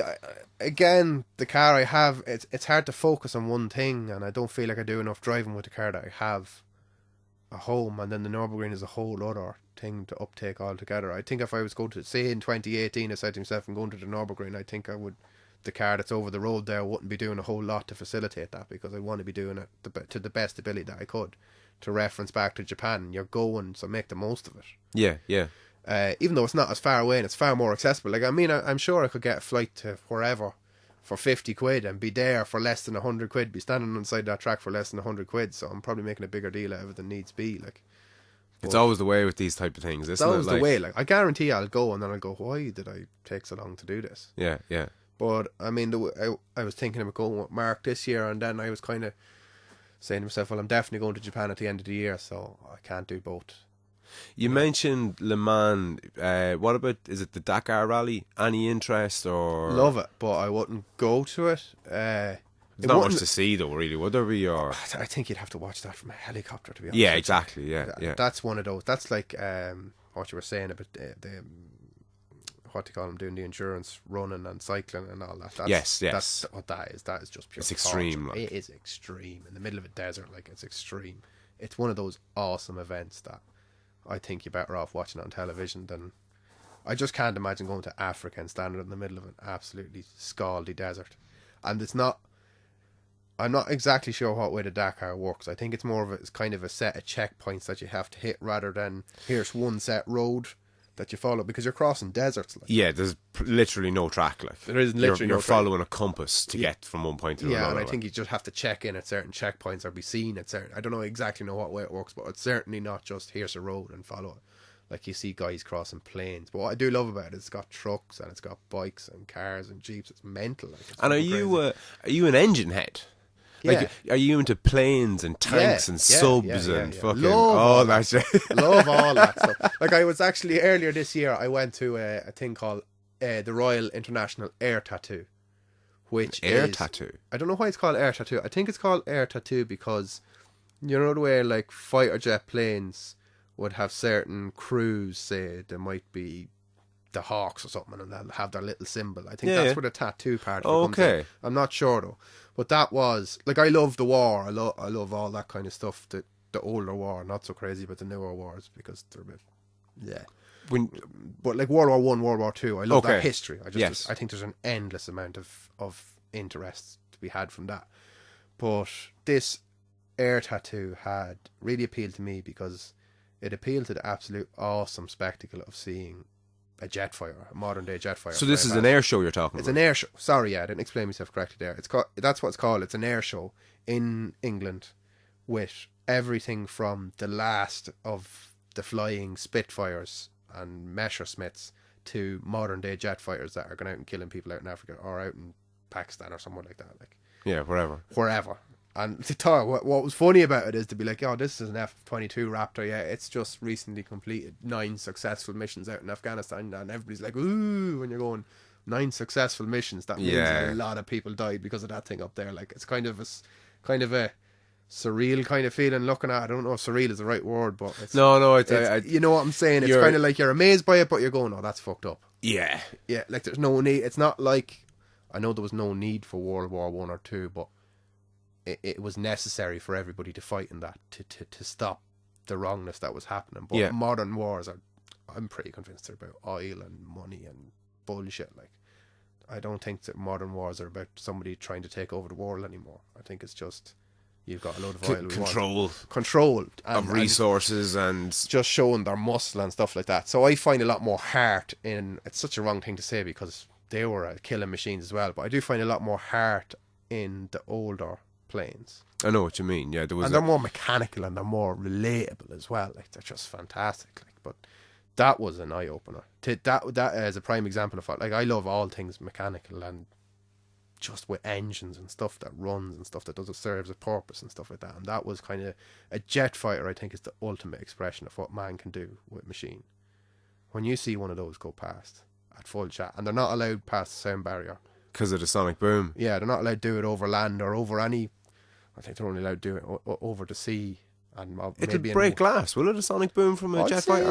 I'd say so. I don't really know. I've watched videos of them doing it before. Definitely Google 2 things if you want to be entertained: is jet fighter sonic booms and jet fighter low flying passes. It's just insane. A low flying pass to give you a bit of perspective of how fast they actually are. Like, like the jets were flying over the runway. I couldn't really put a figure on. Like, definitely if there was, they would have hit the spire in Dublin, say.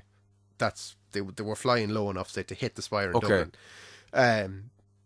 They were flying past the runway, and it was just mind blowing how fast they were going, and they weren't breaking the sound barrier. Like, on one hand, at that show, you were looking at the Spitfires and how graceful they were and the noise of them, and like they had 2 Lancaster bombers, 2 Spitfires, a Messerschmitt, and something else. They're all kind of, there's not many of them left flying. Like, yeah, World War II era planes, and they're flying by and you're looking at them and they're doing a couple of passes, but even to just close your eyes and listen to them and go, imagine hearing that sound back in the day. Like, that just would have been constantly droning around the place, that noise back in London in the day, or during the Blitz, during the Blitz and all that noise, middle of the fucking night. Like, it'd either strike fear into you or it'd make you feel safe because you knew they were up there. I don't know, but it was just a real eerie feeling to listen to that, because there was, of those engines, there's 4 on the bomber, so that's 8 engines, and another probably 12 of those famous Rolls-Royce Merlin engines. And they wouldn't have been jet engines, would they? No, they were. So they're more mechanical. Big V12 engines. They were huge V12 engines, mechanical as you can get, with a propeller bolted onto the end of it and fucking shoehorned into a plane. They were awesome. They were fucking awesome. Coolest machines going, as far as I'm concerned. But it was weird watching them fly overhead. To be in England at an old RAF airbase. Yeah, even just seeing the RAF symbol. A symbol on the side of them, and then they had the Messerschmitt flying around it as well, and I was going, oh, they should so simulate a dogfight or something. That'd be cool. They didn't do that anyway, probably out of respect, I'd imagine. But you had that, and then you had like, jet fighters are just amazing, like what they're able to do. And the only thing that's limiting a jet fighter really nowadays is the human body. Like they can corner faster and everything. It's stopping us from knocking out. That's the problem. Like, the G's they're experiencing. Like, what speeds are they up to? Because they're up on Mach 3, 4, are they? I don't know if they're on Mach 4. Like, are they Mach 3? Gillette razors, like. No, Mach isn't that what the isn't that Mach what jet 1, fighters? Mach 1 is the sound barrier. Is the sound barrier. And Mach 2 is twice the sound barrier. And I think the sound barrier in miles per hour is around 760 miles an hour. I think it varies depending on altitude. Knots you should really measure it in. I think knots is a more accurate way of measuring it. Right. But for us common folk, I think it's around 760 miles an hour. And when you cross that down, you break the sound barrier. But I don't think, like, when you hit Mach 2, I don't think anything different happens. You've already broken the sound barrier. I know what you mean. Yeah, aside from you just going twice as fast. Fucking fast. Don't be expecting any more. Like, I don't know how fast. Like, different planes will have different jobs. So I think, like, you don't really have spy planes anymore because you have drones. But there used to be a spy plane called SR-71. If you're interested in that stuff, look up a documentary on the SR-71. There's some awesome stories about it. But I think that flew from, I think it was Los Angeles to Paris in 2 hours.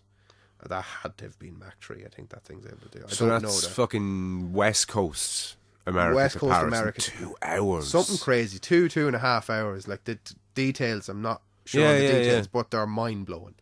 Like what it was able to do. But there is no need for planes like that anymore because they can fly drones now. And if they get shot down, boo hoo. But back then, obviously, they need to have planes quick enough. But the jets I was looking at, I don't know, definitely over Mach 1 anyway, well over Mach 1. Yeah. But like they obviously weren't doing that at the show, and it was still like you could see it coming, and then, and it was just like there was no point where you're looking straight ahead and looking at the plane. It was, You never really saw it. yeah, it was nearly almost as fast as your neck could turn, and the noise, the fucking noise, man. And You feel it in your there's chest, one for like. you. It wouldn't have been doing like the supersonic speeds, but when it did it pass you, and then the noise caught up with Is it. it the Doppler effect you call that? I think it is the Doppler effect. Yeah, I think you're right. Claim Yeah, that one, the Doppler effect. yeah. Yeah. So you go, and next thing, like I don't know what plane it was. I was taking a piss in a plastic portaloo at one stage. I couldn't hold it in any longer. I ended up going for a piss, and there was, I think it was some sort of Russian fucking, I think it was a flanker. It was called. Definitely my favourite plane that was there because it was so fucking noisy. But I was taking a piss in the portaloo and this thing was flying around and I was scared out of my wits. The whole thing was vibrating. Like at the same time I was going, I couldn't wait to get out and see it. But it was like nearly a better experience. It was like going, imagine actually being some fella fighting in the war and that thing flying overhead and you're going, that thing's coming for me. Like it's like the worst thunder you've ever experienced, and then multiply that by 2. It is just insane the noise those things make. And that would excite anybody. But the technology behind them is crazy. They had an Apache helicopter there as well. And they done a display with the Apache helicopter. And the technology that's behind that thing is a bit scary. I think from from a kilometre away, and this is not the pilot in it now, this is the helicopter itself. I think from a kilometre away, it can identify threats in the area, tanks, fucking people, what look like military, whatever, through whatever, radar, sonar, thermal, I don't know what. I know what you mean, or an amalgamation. This is of from a 20 kilometre different away now. This is before you get near all these people you're going to kill. It'll identify all the threats, and probably through the use of a drone maybe as well, I don't know. And it'll simulate a battle plan for the pilot, and it'll go, this is what you need to take out first. It's the most risky to you. Now, this is what your man was saying over the commentary at the show, like. And they were doing a display with the chopper flying around, a simulated attack, like. And it was just like, that thing had just killed a battalion of 100 people in 5 minutes, like. Yeah. It was just scary, insane. right? It's scary just to kill it. And like, when you see them pictures of them, you go, it's probably a neat little thing, like. It's fucking massive. Really? It's absolutely huge. It's huge, like. You're going, how does that thing take off, like? Yeah. And it's one of the fastest flying helicopters as well, like, I think as well. It's just, all those things are just numbers, mind-boggling numbers. It's like the F1 all over again, except better. Because they're just killing machines because they can fucking fly. Like, even taking off, like, you know when you take off in a plane and it's a bit of a saga, like, you need to build up speed, you need to get up, like, those things just take off in 100 yards, like, they just light up the afterburner and then they just pull up and they just go 90 degrees up and they're gone, like, depending on what plane it is. But it's just, yeah, we're after going way with that when you're after asking do I like engines. Yes, I like engines and shit. Yeah. I think that applies to most car people. I mean, we went over, myself and Mark, the guy that went to the Nürburg, went over to see that, and we went over to meet a guy who lives over there. Rob May is his name. He races a Corolla. And we met him the first time we went to Anglesey. Such a nice guy. He's an absolute dickhead, but he's a nice guy. They should come back to your kind of boyish behaviour from people that are into cars. Like, I never met the guy before, and the first words out of his mouth was just pure abuse towards me. Yeah. And my reaction was, I like this guy. Yeah. You know what I mean? Like, there was no falseness or, oh my god, your car's cool. Just like, you were fucking shit out there. And I was like, oh, thanks, Rob. You know, he just fits in so well. And we ended up going back over to him. And it's a prime example of people who are into cars, whatever, will tend to be the same kind of people. Well, what I think that is that boyish nature is because you love it so much. I think car heads they love it so much. They're enthusiastic so much. They're like kids, because that's what makes kids kids. It's their enthusiasm for everything. Except when you get older, you lose that, and it takes something very special or something you know when you get older what it takes to do it for you. And if it's not right, it doesn't do it for you. Like that kind of thing. Yeah. I definitely agree with that one. Like, it just makes you feel like when you're a kid, you don't think about anything over only what's the next bit of fun you can have. Of course. When you're an adult, you're just thinking of all the shit stuff, and then when you do have that bit of fun, like we said earlier on, where you forget about everything and you're just doing that one thing, that's such a release for you. It's such a it's funny that you said that, because you practically opened with that. And it's funny because Roger Dardis, the Brazilian jiu-jitsu black belt, Simon Andriechetti, the downhill mountain bike rider, and I think even Graham Mackin might have said it, because he'd be hitting serious speeds going down the side of a mountain on his road bike. Yeah. And I have it with either fighting or even sparring. When you're in that kind of zone and the muscle memory is kicking in, and you know your focus, it's meditative. Yeah. And you aren't thinking about, you know, what ourselves going to say to you when you get home, or the bill, or the work the next day. Like when you're going sideways around the corner and you're trying to fucking tap the fucking window of the car beside you, like it's like an endorphin or something, isn't it? Like you just, and I don't know about you, do you analyze, say you're after a fight, would you analyze that fight in your head for a week or two after it happens? Like, would you still haven't got over my last loss. Yeah, so you're thinking about it all the time. Yeah, whether it's a positive or negative thing, you're thinking about it. And even if it is a negative thing, your brain is working on that instead of working on reasons why you might not be happy, or why something is annoying you, or the next bill, or the next bullshit that's happening. Yeah, it's a distraction in a way. And you need that. Yeah, big time. You absolutely need that. Like, and some people have their things. Some people like watching films, and that's their way of getting away from reality, and that's fine. But for me, it's that, like, if I have a good day out, I mean, geez, I'm still living off the last time I went to Anglesey, and it's over a year ago. Like, like I was out 2 weeks ago there. I went down to Mondello and raced the car around the track instead of drifted it, and I'm living off that. It keeps me going, it keeps me focused. You start to, like, even if I had the videos of it, and watching over the videos when you get home and analysing what you're doing, and you're looking at going, oh, you idiot, what were you doing there? Because you know, when you're in the moment, like, you have to be, again, it comes down to the muscle memory. It's up to your muscle memory to make the corrections and do the things right. Your brain is concentrating on staying alive, or whatever it is. It's not outside. Like, when you're looking at a video, you're outside your mind at that moment of time. You're looking into it and you're going, what were you thinking? But at that time, you're not worried about that. You're just going, this is what I'm doing. It's your muscles or whatever muscle memory is guiding you around what you're doing. Yeah, you're immersed in it. Yeah, you're lost. Yeah, and I think that's where the training comes into it. You're training, the more time you spend in the car and driving it, then your intelligence, you start to, as you become calmer at what you're doing, your brain is able to think more about it. It's not concentrating on really hard on doing some remedial task. Once you've trained your foot to brake the right way or something like that, I think your brain can concentrate on something else. Maybe with you, it's once your hands are dealing with protecting your face or something, I don't know. Yeah. Your brain can start to think about, well, this is how I'm going to attack now. And I think it has to take it bit by bit like that. And I think the more time you spend at it, the less your brain has to think, and the more your muscles take over. No, absolutely. Because, like, even with sparring, you're trying to gauge, you know, if your opponent is kind of circling to the left or circling to the right, you know what kicks are available for you to throw, and what he's likely to throw at you, depending on what way he's moving. And you're wondering, will he do what he did there a minute ago again, so I can capitalize on it? And there's all these things going through your head, but when all that's going through your head, your hands are still at your fucking chin. You don't, you're not saying, okay, keep your hands up, keep your hands up, keep your hands up. They're fucking there. If you are thinking about that, you're fucked. Yeah, exactly. And if your hands aren't there, you're fucked. Yeah, exactly. So you're fucked in a lot of ways. So you better hope that your muscle memory is fucking working. No, absolutely. Listen, man, it's been an absolute fucking pleasure chatting to you. I'm just going to swing over for the time. What are we on? Just shot you 3 hours, 2:45 or so. 3 hours. That fairly fucking flew by, didn't it? My God, I can talk shit about cars. Listen, I tell you what, I'd love to have you back after we've done something. Whether I've been to Mondello with you, or fucking Nürburg, or something.